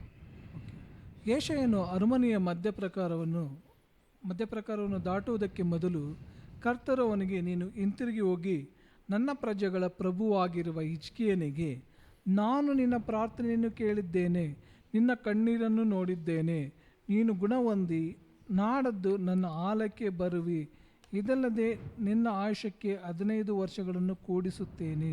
ಆಮೇನ್. ನೋಡಿ ಇನ್ನು ಸುಲಭವಾಗಿ ಏನು ಹೇಳ್ತೇನೆ, ನಾನು ನನ್ನ ಕಣ್ಣೀರನ್ನು ನೋಡಿದ್ದೀನಿ, ನಾನನ್ನು ಗುಣಪಡಿಸ್ತೀನಿ. ನೋಡಿ ಇವಾಗ ತಾನೇ ಏನಾಯಿತು, ದೇವರ ಪ್ರವಾದನೆ ಮಾತು ಬಂತು. ಅವನು ಪ್ರಾರ್ಥನೆ ಮಾಡಿ 2 ನಿಮಿಷ ಆಗಿಲ್ಲ, ಅಷ್ಟೊತ್ತಿಗೆ ಏನಾಗ್ತಾ ಇದೆ, ದೇವರು ತಿರುಗಿ ಏನು ಮಾತಾಡ್ತಾ ಇದ್ದಾರೆ, ನಿನಗೆ ನಾನು 15 ವರ್ಷ ಏನು ಮಾಡ್ತೀನಿ, ಕೂಡಿಸಿ ಕೊಡ್ತೀನಿ, ನಿನಗೆ ಒಳ್ಳೆ ಆರೋಗ್ಯವನ್ನು ಕೊಡ್ತೀನಿ. ನೆಕ್ಸ್ಟ್ ಏನು ಹೇಳ್ತಾ ಇದ್ದಾರೆ ನೋಡಿ, ಇವತ್ತಿನಿಂದ 3ನೇ ದಿವಸ ನೀನೇನು ಮಾಡ್ತೀಯಾ, ನನ್ನ ಆಲಯಕ್ಕೆ ಬಂದು ಏನು ಮಾಡ್ತೀಯಾ, ನನ್ನನ್ನು ಆರಾಧಿಸ್ತೀಯ ಅಂತ. ಹಲ್ಲೆಲೂಯಾ. ಇದನ್ನು ನಾನು ಇನ್ನೊಂದು ಕಡೆ ಎಲ್ಲಿ ನೋಡ್ಬೋದು ಅಂದರೆ, ನೋಡಿ ಯೇಸು ಕ್ರಿಸ್ತು 10 ಜನ ಕುಷ್ಠರೋಗಿಗಳನ್ನ ಏನು ಮಾಡಿರ್ತಾರೆ, ಸ್ವಸ್ಥಪಡಿಸ್ತಾರೆ. ಕುಷ್ಠರೋಗಿಗಳಲ್ಲ, ಹೌದು. ಹಾಂ, 10 ಜನರನ್ನು ಸ್ವಸ್ಥಪಡಿಸಿರ್ಬೇಕಾದ್ರೆ ಅವ್ರು ಏನು ಹೇಳ್ತಾರೆ, ನೀವು 10 ಜನ ಹೋಗಿ ಏನು ಮಾಡ್ಕೊಳ್ಳಿ, ನಿಮ್ಮನ್ನು ನೀವು ದೇವರ ಆಲಯದಲ್ಲಿ ಏನು ಮಾಡಿ ಯಾಜಕರ ಮುಂದೆ ಏನು ಮಾಡ್ಕೊಳ್ಳಿ, ಚೆಕ್ ಮಾಡ್ಕೊಳ್ಳಿ ಅಂತಾರೆ. ಚೆಕ್ ಮಾಡಿದ ಮೇಲೆ ಏನು ಬರ್ತಾ ಇದ್ದಾರೆ, ಒಬ್ಬನು ಮಾತ್ರ ಏನು ಮಾಡ್ತಾರೆ, ಒಂದೇ ಒಂದು ಕುಷ್ಠರೋಗಿ ಮಾತ್ರ ಏನು ಮಾಡ್ತಾರೆ, ದೇವರ ಹತ್ರ ಬಂದು, ದೇವರೇ ನೀವು ಇದನ್ನು ಯೇಸು ಕ್ರಿಸ್ತು ಇದೆಲ್ಲ ಮಾಡಿದ್ದಕ್ಕಾಗಿ ಅವರಿಗೆ ಥ್ಯಾಂಕ್ ಯು ಹೇಳ್ತಾರೆ. ಇಲ್ಲಿನೂ ಸಹ ನೋಡಿ, ಹಿಜ್ಕೀಯ ರಾಜನಿಗೆ ದೇವರು ಕಟ್ಟಳೆ ಕೊಡ್ತಾರೆ, ಏನಂತ ಹೇಳ್ತಾರೆ, 3ನೇ ದಿವಸ ಏನು ಮಾಡ್ತೀಯಾ, ಬಂದು ನನಗೆ ನನ್ನ ಆಲಯದಲ್ಲಿ ಬಂದು ಏನು ಮಾಡ್ತೀಯಾ, ನನಗೆ ಥ್ಯಾಂಕ್ ಯು ಹೇಳ್ತೀಯಾ ಅಂತ, ಆರಾಧನೆ ಮಾಡ್ತೀಯಾ ಅಂತ ಹೇಳ್ತಾ ಇದ್ದಾರೆ. ಇನ್ನೊಂದು ಕಡೆ ನಾವೆಲ್ಲಿ ನೋಡ್ಬೋದು ಅಂದರೆ, ದೇವರು ತನ್ನ ಮನಸ್ಸನ್ನು ಮಾರ್ಪಡಿಸೋದಿಲ್ಲ. ಅಂದರೆ ದೇವರು ತನ್ನ ಮೈಂಡಲ್ಲಿ ಮಾಡಿಬಿಟ್ಟಿರ್ತಾರೆ, ರೆಡಿ ಮಾಡಿರ್ತಾರೆ ಏನಂತ, ಈ ಜನರನ್ನು ನಾನೇನು ಮಾಡಬೇಕು, ಇಸ್ರೇಲ್ ಜನರು ಎಲ್ಲವನ್ನೂ ಸಾಯಿಸ್ಬಿಟ್ಟು, ಮೋಸೆ ನಿನ್ನ ಒಬ್ಬನನ್ನು ಇಟ್ಕೊಂಡು ನಾನೇನು ಮಾಡ್ತೀನಿ, ಇಸ್ರೇಲ್ ದೇಶವನ್ನು ಏನು ಮಾಡ್ತೀನಿ, ಉಂಟು ಮಾಡ್ತೀನಿ ಅಂತಾರೆ. ದೇವ್ರಿಗೆ ಅಷ್ಟು ಕೋಪ ಆಗಿರುತ್ತೆ. ಯಾಕಂದರೆ ಅವ್ರು ತಿರುಗಿ ಏನು ಮಾಡಿರ್ತಾರೆ, ಇಸ್ರೇಲ್ ಜನರು ಪಾಪದಲ್ಲಿ ಇದ್ದಿರ್ತಾರೆ. ಆದರೆ ಮೋಸೆ ಏನು ಹೇಳ್ತಾರೆ ಅಂದರೆ, ದೇವರೇ ನೀವು ಇದನ್ನು ಮಾಡಿದ್ರೆ ಜನರೆಲ್ಲ ಏನು ಮಾಡ್ತೀವೋ ನಿಮ್ಮನ್ನು ನೋಡಿ ಹಾಸ್ಯ ಮಾಡ್ತಾರೆ. ಏನಂತ, ನಿಮ್ಮ ದೇವ್ರ ಕೈಯಿಂದ ಇವರನ್ನು ಕಾಪಾಡೋಕ್ಕಾಗಿಲ್ಲ, ಅದರಿಂದ ಇಲ್ಲಿ ಬಂದು ಇವ್ರನ್ನ ಸಾಯಿಸ್ಬಿಟ್ರು. ಆವಾಗ ಮೋಸೆ ಹೇಳುವುದನ್ನು ಕೇಳಿ ದೇವರು ತನ್ನ ಮನಸ್ಸನ್ನು ಏನು ಮಾಡ್ಕೊಳ್ತಾರೆ ಅಂತೆ, ಸ್ವಲ್ಪ ಚೇಂಜ್ ಮಾಡ್ಕೊಳ್ತಾರೆ. ನಾವು ಸಹ ದೇವರ ನಮ್ಮ ಜೀವನದಲ್ಲಿ ಹೇಳಿರುವಂಥ ಕೆಲವು ಮಾತುಗಳನ್ನು ದೇವರ ಹತ್ರ ಹೋಗಿ ನಾವು ಪ್ರಾರ್ಥನೆ ಮಾಡಬೇಕಾದ್ರೆ, present your case to God ಅಂತಾರೆ. ನಮ್ಮ ವಿಷಯವನ್ನು, ನಮ್ಮ ಪ್ರಾಬ್ಲಮ್ನ ನಾವೇನು ಮಾಡಬೇಕು, ದೇವರ ಹತ್ರ ತಿಳಿಸ್ಬೇಕು. ತಿಳಿಸುವುದಂದರೆ, ಇವಾಗ ನಾವೇನು ಮಾಡ್ತೇವೆ ಅಂದರೆ, ನಮ್ಮ ಜೀವನದಲ್ಲಿ ಯಾವುದಾದ್ರೂ ಒಂದು ಕಷ್ಟವಾದ ಸಿಚುವೇಶನ್ ಬಂದರೆ ಎಷ್ಟೋ ಜನರು ಮಾಡುವಂಥ ದೊಡ್ಡ ವಿಷಯ ಏನಂದರೆ, ಒಂದು ಸೇವಕರ ಹತ್ರ ಹೋಗಿ ಪ್ರಾರ್ಥನೆ ಮಾಡಿಸ್ಕೊಳ್ತಾರೆ. ಸೆಕೆಂಡ್ ಏನು ಮಾಡ್ತಾರೆ ಅಂತ, ಆ ಒಂದು ಕೆಟ್ಟದ ಒಂದು ಕಷ್ಟವನ್ನು ಏನು ಮಾಡ್ತಾರೆ, ಎಲ್ಲರ ಜೊತೆ ಏನು ಮಾಡ್ಕೊಳ್ತಾರೆ, ಹಂಚ್ಕೊಳ್ತಾರೆ. ನಾವು ನಮ್ಮ ಕಷ್ಟವನ್ನು ನಮ್ಮ ಸಹೋದರರ ಜೊತೆ ಹಂಚಿಕೊಳ್ಳೋದು ತಪ್ಪಾದ ವಿಷಯ ಅಲ್ಲ. ಆದರೆ ಆ ವಿಷಯವನ್ನು ದೇವರ ಹತ್ರ ನಾವು ಹೋಗಿ ಏನು ಮಾಡ್ತಾ ಇದ್ದೀವಿ, ಪ್ರೆಸೆಂಟ್ ಮಾಡ್ತೇವೆ. ನಾವು ಇದನ್ನು ತೋರಿಸ್ತಾ ಇದ್ದೀವ, ನಮ್ಮ ಕಷ್ಟವನ್ನು ದೇವರ ಹತ್ರ ಹೋಗಿ ಹೇಳ್ತಾ ಇದ್ದೀವ. ಯಾಕಂದರೆ ನೀವು ಎಲ್ಲರ ಹತ್ರ ಹೇಳಿರ್ಬೋದು ನಿಮ್ಮ ಕಷ್ಟವನ್ನು, ನಿಮ್ಮ ಆಸೆಯನ್ನು ಎಲ್ಲರ ಹತ್ರ ಹೇಳಿರ್ಬೋದು. ಆದರೆ ದೇವರ ಹತ್ರ ಹೇಳದೆ ಹೋದರೆ ಆ ಆಸೆ ಎಲ್ಲ ಏನಾಗ್ತಾ ಇದೆ, ವ್ಯರ್ಥ ಆಗ್ತಾಯಿದೆ. ದೇವರ ಹತ್ರ ನಿಮ್ಮ ಕೇಸ್ನ ನೋಡಿ, ಯೋಬಿನ ಕಥೆಯಲ್ಲೂ ಸಹ ಯೋಬನ ನೋಡಿ ದೇವರು ಏನು ಹೇಳ್ತಾರೆ ಅಂದರೆ, ಬಾ ನಿನ್ನ ಕೇಸ್ನ ನನ್ನ ಹತ್ರ ಪ್ರೆಸೆಂಟ್ ಮಾಡು, ಏನು ಮಾಡೋಣ, ವಾಕ್ವಾದ ಮಾಡೋಣ. ಮೋಸೆನೂ ಸಹ ಏನು ಹೇಳ್ತಾರೆ, ದೇವರೇ ನೋಡಿ ನೀವು ಇದನ್ನು ಮಾಡಿಬಿಟ್ರೆ ಏನಾಗುತ್ತೆ, ನಿಮ್ಮ ನಾಮ ದೂಷಣೆ ಆಗುತ್ತೆ. ಹಿಜ್ಕೀಯ ರಾಜ ಏನು ಹೇಳ್ತಾ ಇದ್ದಾರೆ, ದೇವರೇ ನಾನು ಮಾಡಿರೋಂಥ ಒಳ್ಳೆ ಕೆಲಸಗಳೆಲ್ಲ ಏನು ಮಾಡಿ ಜ್ಞಾಪಕ, ನಿಮಗೆ ನಾನು ವಿಶ್ವಾಸವಾಗಿದ್ದು ಏನು ಮಾಡಿ ಜ್ಞಾಪಕ ಮಾಡಿಕೊಳ್ಳಿ. ಅದಕ್ಕೆ ದೇವ್ರು ಏನು ವಾಗ್ದಾನ ಕೊಡ್ತಾ ಇದ್ದಾರೆ, ದಾವಿದನನ್ನು ಯಾವ ರೀತಿ ನಾನು ನಾಶಪಡಿಸಲ್ಲ ಅಂತ ಹೇಳಿದ್ನೋ, ದಾವಿದನ ಆಶೀರ್ವದಿಸ್ನೋ ಆ ರೀತಿ ನಿನ್ನನ್ನು ಆಶೀರ್ವದಿಸ್ತೀನಿ ಅಂತಾರೆ. ನೋಡಿ, ದೇವರು ಪ್ರಾಮಿಸ್ ಕೊಡುವುದಕ್ಕೆ, ಅವರ ಪ್ರವಾದನೆ ನಮ್ಮ ಜೀವನದಲ್ಲಿ ನಡೆಯುವುದಕ್ಕೂ ಸಹ ನಾವು ಯಾವುದನ್ನು ದಾಟಿ ಹೋಗಬೇಕಾಗಿದೆ, ಆ ಒಂದು ವಿಷಯ, ಆ ಒಂದು ವಾಕ್ವಾದ. ದೇವರ ಹತ್ರ ನಾನು ನನ್ನ ಕೇಸ್ನ ಪ್ರೆಸೆಂಟ್ ಮಾಡುವುದು, ದೇವರೇ ಏನಿದೆ ನನ್ನ ಜೀವನದ ಇದೆಲ್ಲ ಆಸೆ, ಇದನ್ನು ಏನು ಮಾಡಿಕೊಡಿ. ನಾವು ಹಂಬಲ್ ಆಗಿ ಮಾಡಬೇಕು, ನಾವು ಮನಸ್ಸಾಂತರ ಪಟ್ಟು ತಗ್ಗಿಸಿಕೊಂಡು ಮಾಡಬೇಕು. ಅಲ್ಲೆಲೂಯ. ನಾವು ಕೋಪದಲ್ಲಿ ಏನು ಮಾಡ್ತೀವಿ ಅಂದರೆ, ದೇವರೇ ಮಾಡಿದ್ರೇ ನೀವು ನನ್ನ ದೇವರು, ಇಲ್ಲಾಂದರೆ ಇಲ್ಲ. ಅಥವಾ ಕೋಪದಲ್ಲಿ ಏನೇನೋ ಹೇಳ್ತೀವಿ, ಏನಂತ, ಇದನ್ನು ಮಾಡಿ ದೇವರೇ, ಅದನ್ನು ಮಾಡಿ, ಇದನ್ನು ಮಾಡಿ, ಅದನ್ನು ಮಾಡಿ ಅಂತ ನಮ್ಮ ಅಷ್ಟು ಅಗತ್ಯ ಇರುತ್ತೆ, ಆ ಒಂದು ನೀಡ್ ಏನಾಗಿರುತ್ತೆ ಅಷ್ಟು ಮುಖ್ಯವಾಗಿರುತ್ತೆ. ಆ ಕಾರಣದಿಂದ ಏನು ಮಾಡ್ತೀವಿ, ದೇವರೇ ಮಾಡಲೇಬೇಕು ಅಂತ. ಆದರೆ ದೇವ್ರು ನಮ್ಮ ಹತ್ರ ಎದುರು ನೋಡ್ತಾ ಇರುವಂಥ ಪ್ರಾರ್ಥನೆ ಯಾವುದು, ನಮ್ಮನ್ನು ನಾವು ತಗ್ಗಿಸ್ಕೊಂಡು, ದೇವರೇ ಇದೆಲ್ಲ ನಾನು ಮಾಡಿದ್ದೀನಿ, ನನ್ನ ಕೇಸ್ನ ಏನು ಮಾಡ್ತಾಯಿದ್ದೀನಿ, ನಿಮ್ಮ ಹತ್ರ ಒಪ್ಪಿಸ್ಕೊಡ್ತಾ ಇದೆ, ನೀವು ನಡೆಸಿ. ಅಲ್ಲೆಲೂಯ. ಎಷ್ಟು ಜನ ಅದನ್ನು ನಾವು ಮಾಡ್ತಾ ಇದ್ದೀವಿ? ಹೆಜೆಕ್ಯನು ಮಾಡಿದ ರೀತಿಯಲ್ಲಿ ಲೋಕದಲ್ಲಿ ಇರೋರೆಲ್ಲರಿಗಂತ ಹೇಳಿಕೊಂಡು ಬರುವುದಕ್ಕಿಂತ ಮುಂಚೆ ಎಷ್ಟು ಸತಿ ನಾವು ಅದನ್ನು ದೇವ್ರ ಹತ್ರ ಹೇಳಿ, ದೇವ್ರ ಹತ್ರ ಅಂದ ವಾಕ್ಯ ಪಡಿತಾ ಇದ್ದೀವಿ. ಅಲ್ಲೆಲೂಯ. ಯಾಕಂದರೆ ನೋಡಿ, ಹೆಜೆಕ್ಯ ರಾಜ ಪ್ರಾರ್ಥನೆ ಮಾಡಿ ಇನ್ನೂ ಮುಗಿಸಿಲ್ಲ, ಐಸೆ ಏನು ಮಾಡಿಲ್ಲ, ಇನ್ನೂ ಆಚೆನೂ ಸಹ ಹೋಗಿಲ್ಲ. ಅಷ್ಟೊತ್ತರಲ್ಲೇ ಏನಾಗ್ತಾ ಇದೆ, ದೇವರು ಏಷಯನ ಹತ್ರ ಇನ್ನೊಂದು ವಾಕ್ಯ ಕೊಟ್ಟು ಏನು ಮಾಡ್ತಾ ಇದ್ದಾರೆ, ಒಳಗಡೆ ಕಳಿಸ್ತಾ ಇದ್ದಾರೆ. ಅಲ್ಲೆಲೂಯ. ನಿಮ್ಮ ಪ್ರವಾದನೆ, ನಿಮ್ಮ ಆಶೀರ್ವಾದ, ನಿಮ್ಮ ದೇವರ ಅತಿಶಯ ನಿಮ್ಮ ಜೀವನದಲ್ಲಿ ತುಂಬ ಹತ್ರ ಇರ್ಬೋದು. ಅಲ್ಲೆಲೂಯ. ಇಷ್ಟೇ ಹತ್ರ ಇದ್ರೂ ನಾನು ನನ್ನ ಕೇಸ್ನ ದೇವರೇ ಯಾವಾಗ ಮಾಡಬೇಕು, ಯಾಕೋಬಿನ, ನಿಮ್ಗೆ 2-3 ವಾರದಿಂದ ಹೇಳ್ತಾ ಇದ್ದೀನಿ, ಯಾಕೋಬಿನ ಜೀವನದಲ್ಲಿ ಏನು ಮಾಡ್ತಾರೆ, ಯಾಕೋಬನು ಸುಮ್ಮನೆ ಏನು ಮಾಡಿಲ್ಲ, ರೆಸಲ್ ಮಾಡಿಲ್ಲ, ಸುಮ್ಮನೆ ಜಗಳ ಆಡಿಲ್ಲ, ಸುಮ್ಮನೆ ಏನು ಮಾಡಿಲ್ಲ, ಕುಸ್ತಿ ಮಾಡಿಲ್ಲ. ಯಾವಾಗ ಮಾಡ್ತಾ ಇದ್ದಾರೆ, ಆ ಒಂದು ದೇವದೂತನು ಆ ಜಾಗದಲ್ಲಿ ಬಂದರೇ ಏನು ಮಾಡೋಕ್ಕಾಗತ್ತೆ, ನಾವು ಮಾಡೋಕ್ಕಾಗುತ್ತೆ. ನಮ್ಮ ಕೇಸ್ನ ನಾವು ದೇವರ ಜೊತೆ ಯಾವಾಗ ಹೋರಾಡೋಕ್ಕೆ ಪ್ರಾರಂಭಿಸ್ಬೋದು, ದೇವರ ಪ್ರಸನ್ನತೆಯ ಜಾಗದಲ್ಲಿ ಇರಬೇಕಾದ್ರೆ. ಅಲ್ಲೆಲೂಯ. ನಮಗೆ ಯಾವ ಕಾಲದಲ್ಲಿದ್ದೀವಿ, ದೇವರ ಕಾಲದಲ್ಲಿ ಅದನ್ನು ನೆರವೇರಿಸ್ತಾರಾ? ಯಾಕಂದರೆ ಮಳೆ ಕಾಲದಲ್ಲಿ ನಾವೇನು ಎದುರು ನೋಡೋಕ್ಕಾಗಲ್ಲ, ಬಿಸಿಲನ್ನು ಎದುರು ನೋಡೋಕ್ಕಾಗಲ್ಲ. ಬಿಸಿಲಲ್ಲಿ ನಾವೇನು ಎದುರು ನೋಡೋಕ್ಕಾಗಲ್ಲ, ಮಳೆ ಎದುರು. ನಾವು ಯಾವ ಕಾಲದಲ್ಲಿ, ಹಾಗಂದರೆ ದೇವರು ನಮ್ಮನ್ನು ಯಾವ ಕಾಲದಲ್ಲಿ ನಡೆಸ್ತಾ ಇದ್ದಾರೆ ಅಂತ ತುಂಬ ಮುಖ್ಯವಾಗಿ ನೋಡಬೇಕು. ಅಲ್ಲೆಲೂಯ. ಯಾವ ರೀತಿ ನೋಡ್ಬೋದು ಅದನ್ನು ಸಹ ದೇವರ ವಾಕ್ಯದ ಮೂಲಕ. ಅಲ್ಲೆಲೂಯ. ಅದಕ್ಕೇ ದೇವರ ವಾಕ್ಯ ಅಷ್ಟು ನಮ್ಮ ಜೀವನದಲ್ಲಿ ಮುಖ್ಯ. ನೀವು 10 ವಿಷಯಗಳನ್ನು ಇವಾಗ ನೋಡಿ, ತುಂಬ ಮುಖ್ಯವಾದ ವಿಷಯ ಅಂದರೆ ದೇವರ ವಾಕ್ಯದಲ್ಲಿ ಏನಿದೆ. ಇವಾಗ ನೋಡಿ, ಶಿಷ್ಯರನ್ನು ಸೆಲೆಕ್ಟ್ ಮಾಡಬೇಕಂದ್ರೆ ಏನು ಮಾಡಿದ್ರು, ಯೂದಾಸ್ ಇಸ್ಕರಿಯೋತ್ ಬದಲಾಗಿ ಇನ್ನೊಂದು ಮನುಷ್ಯನ ತೊಗೊಳ್ಬೇಕು ಅಂತ ಏನು ಮಾಡ್ತಾ ಇದ್ದಾರೆ, ಆ ಜಾಗದಲ್ಲಿ ಚೀಟಿ ಹಾಕಿ ನೋಡ್ತಾ ಇದ್ದಾರೆ. ಒಂದು ಬೇರೆ ಕಡೆ ಬೇರೆ ಏನಾದರೂ ಒಂದು ಡಿಸಿಷನ್ ತೊಗೊಬೇಕಂದ್ರೆ ಏನು ಮಾಡ್ತಾರೆ, ಒಂದು ಪ್ರಾರ್ಥಿಸ್ತಾರೆ, ಫಾಸ್ಟಿಂಗ್ ಪ್ರೇಯರ್ ಏನು ಮಾಡ್ತಾರೆ, ಉಪವಾಸ ಇದ್ದು ಪ್ರಾರ್ಥಿಸ್ತಾರೆ. ಇನ್ನೊಂದು ಏನು ಮಾಡ್ತಾರೆ, ಅಥವಾ ದೇವ್ರ ಹತ್ರ ಕೇಳ್ತಾರೆ. ಆ ಕಾಲದಲ್ಲಿ ಹೊಳೆ ಒಡಂಬಡಿಕೆಯಲ್ಲಿ ಏನಿತ್ತಂದರೆ ಈ ಫಾಡ್ ಅಂತ ಇತ್ತು. ಈ ಫಾದನ್ನು ಇಟ್ಕೊಂಡು ಏನು ಮಾಡ್ಬೋದಾಗಿತ್ತು, ದೇವರೇ ಇದನ್ನು ಮಾಡ್ಬೋದಾ ಮಾಡಬಾರ್ದಾ. ದಾವಿದನು ಅದನ್ನು ಇಟ್ಕೊಂಡೇ ಕೇಳ್ತಾರೆ. ಇಲ್ಲಿ 1 ಸಾಮ್ಯಲನು ಕೊನೆಯ ಅಧ್ಯಾಯ. ಇದೆಲ್ಲ ರೀತಿಗಳಿದ್ರೂ ದೇವರು ಮುಖ್ಯವಾಗಿ ನಮ್ಮನ್ನು ಜೊತೆ ಮಾತನಾಡೋದು ಯಾವುದರ ಮೂಲಕ, ಅವರ ವಾಕ್ಯದ ಮೂಲಕ. ಈ ರೀತಿಗಳೆಲ್ಲ ಇಟ್ಕೊಂಡು ಒಂದು ಲೆವೆಲ್ಗೆ ನಾವು ಏನು ಮಾಡ್ಬೋದು, ದೇವರೇ ವಿಶ್ವಾಸದಿಂದ ನಾವು ಪಡ್ಕೊಂಬಂದು, ದೇವರೇ ಇದನ್ನು ಮಾಡಬೇಕಾ, ಇದನ್ನು ಮಾಡಬಾರ್ದಾ. ಆದರೆ ಅದಕ್ಕಿಂತ ಮುಖ್ಯ ಏನಂದರೆ ದೇವರ ವಾಕ್ಯ. ಅಲ್ಲೆಲೂಯ. ನಾವು ಮಾಡುವಂಥ ವಿಷಯ ದೇವರಿಗೆ, ಆ ದೇವರ ಜಾಗದಲ್ಲಿ ಅದನ್ನು ಆಶೀರ್ವಾದ ಮಾಡ್ತಾ ಇದ್ದಾರಾ ಇಲ್ವಾ, ಅವರ ಪ್ರವಾದನೆ ಆ ಜಾಗದಲ್ಲಿ ಇದೆಯಾ ಇಲ್ವಾ. ಯಾಕಂದರೆ ಚಿಟ್ಟಾಕಿ ನೀವೇನು ಜಾಸ್ತಿಯಿಂದ ಜಾಸ್ತಿ ಏನು ಅರ್ಥ ಮಾಡ್ಕೊಬೋದು, ಹೌದು ಇಲ್ಲ ಮಾಡ್ಬೋದು, ಮಾಡೋಕ್ಕಾಗಲ್ಲ. ಆದರೆ ಅದೇ ದೇವರ ವಾಕ್ಯದಿಂದ ನಾವು ತಿಳ್ಕೊಬೇಕಾದ್ರೆ ಇನ್ನೂ ಏನು ಮಾಡ್ಬೋದು, ಎಷ್ಟೋ ವಿಷಯಗಳನ್ನ ಅರ್ಥ ಮಾಡ್ಕೊಂಡು ದೇವರು ಈ ಜಾಗದಲ್ಲಿ ಏನು ವಾಗ್ದಾನ ಕೊಡ್ತಾ ಇದ್ದಾರೆ. ಅಲ್ಲೆಲೂಯ. ದೇವರು ಈ ಜಾಗದಲ್ಲಿ ಏನು ಕಟ್ಟಳೆ ಕೊಡ್ತಾ ಇದ್ದಾರೆ. ಯಾಕಂದರೆ ಎಲ್ಲ ಸಿಚುವೇಶನ್ಗೂ ದೇವರ ವಾಕ್ಯದಲ್ಲಿ ಏನಿದೆ, ಯಾವುದಾದ್ರೂ ಒಂದು ವಾಕ್ಯ ಇರುತ್ತೆ. ಅಲ್ಲೆಲೂಯ. ಎಲ್ಲ ವಿಷಯಗಳಿಗೂ ಏನಿರುತ್ತೆ, ಯಾವುದಾದ್ರೂ ಒಂದು ವಾಕ್ಯ ಇರುತ್ತೆ. ವಾಕ್ಯವನ್ನು ಎತ್ಕೊಂಡೋಗಿ ನಾವು ದೇವರ ಸೇವಕರ ಹತ್ರ ಅಥವಾ ಯಾರ ಹತ್ರ ಆದರೂ ಕೊಟ್ಟು ನಾವೇನು ಮಾಡ್ಬೋದು, ಆ ಸಿಚುವೇಶನ್ಗೆ ಅರ್ಥ ಮಾಡಿಸ್ಕೊಳ್ಬೋದು.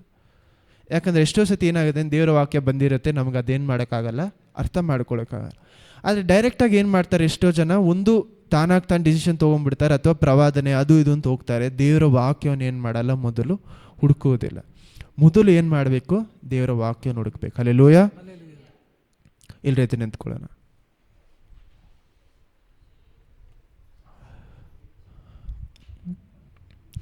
ಇವತ್ತು ನಾವೇನು ನೋಡಿದ್ವಿ ನೋಡಿ, ಹೆಜೆಕ್ಯ ರಾಜನ ಜೀವನವನ್ನು ನೋಡಿದ್ವಿ.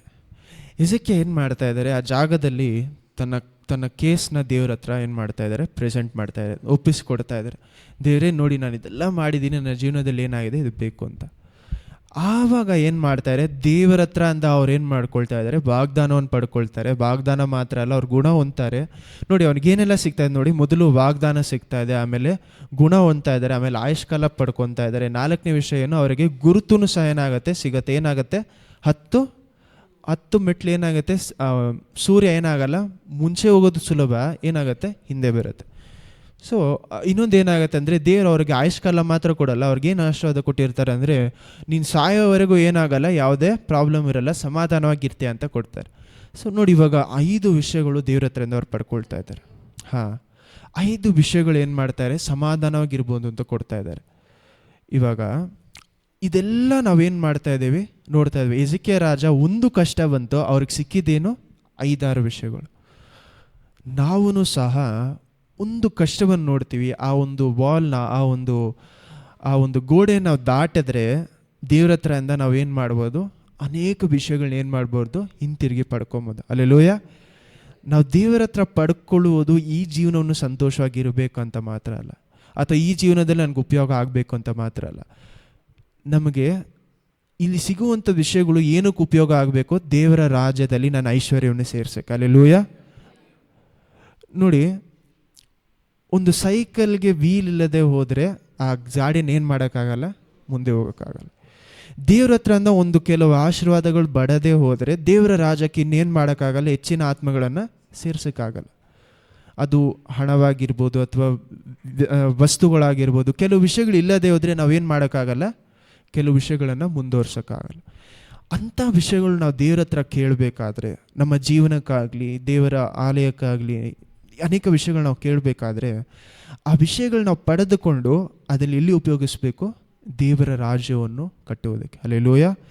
ನಾವು ದೇವರ ರಾಜ್ಯವನ್ನು ಕಟ್ಟುವಾಗ ನಮಗೋಸ್ಕರ ಸಂಪತ್ತನ್ನು ಎಲ್ಲಿ ಸೇರಿಸ್ತಾ ಇದ್ದೀವಿ, ದೇವರ ರಾಜ್ಯದಲ್ಲಿ. ಹಲ್ಲೆಲೂಯಾ. ನಮಗೆ ದೇವರು ಏನು ಮಾಡ್ತಾ ಇದ್ದಾರೆ, ಯೇಸು ಕ್ರಿಸ್ತು ಬಂದು 1000 ವರ್ಷಗಳು ಏನು ಮಾಡ್ತಾರೆ, ಈ ಭೂಲೋಕವನ್ನು ಸಂಪೂರ್ಣವಾಗಿ ನಾಶ ಮಾಡಿ ಹೊಸ ಆಕಾಶ ಭೂಮಿ ಉಂಟು ಮಾಡೋದಕ್ಕೆ ಮೊದಲು 1000 ವರ್ಷ ಯಾರು ಮಾಡ್ತಾರೆ ಆಳ್ವಿಕೆ, ಯೇಸು ಕ್ರಿಸ್ತು. ಯೇಸು ಕ್ರಿಸ್ತು ಅವ್ರ ದೇವರ ಮಕ್ಕಳ ಜೊತೆ ಈ ಲೋಕವನ್ನು ಏನು ಮಾಡ್ತಾರೆ, 1000 ವರ್ಷಗಳು ಆಳ್ತಾರೆ. ಯಾವಾಗ, ಹೊಸ ಭೂಮಿ ಹೊಸ ಆಕಾಶ ಉಂಟು ಮಾಡುವುದಕ್ಕೆ ಮೊದಲು. ಯಾಕಂದರೆ 1000 ವರ್ಷಗಳು ಆದಮೇಲೆ ಏನಾಗತ್ತೆ, ನ್ಯಾಯ ತೀರ್ಪು. 1000 ವರ್ಷಗಳು ಆದಮೇಲೆ ಏನು ಬರುತ್ತೆ, ನ್ಯಾಯ ತೀರ್ಪು. ನ್ಯಾಯ ತೀರ್ಪು ಆದಮೇಲೆ ಏನಾಗುತ್ತೆ, ನಮಗೆ ಹೊಸ ಆಕಾಶ ಹೊಸ ಭೂಮಿ ಎಲ್ಲ ಉಂಟು ಮಾಡ್ತಾರೆ. ಸೊ ನಾವು ಈ ಲೋಕವನ್ನು ಬಿಟ್ಟು ಇನ್ನೂ ಸ್ವಲ್ಪ ವರ್ಷಗಳಿಗೆ ಎಲ್ಲೂ ಹೋಗ್ತಾ ಇಲ್ಲ. ಸೊ ನಾವು ಏನು ಮಾಡಬೇಕು, ನಮ್ಮ ಕೆಲಸ ನಾವೇನು ಮಾಡಬೇಕು.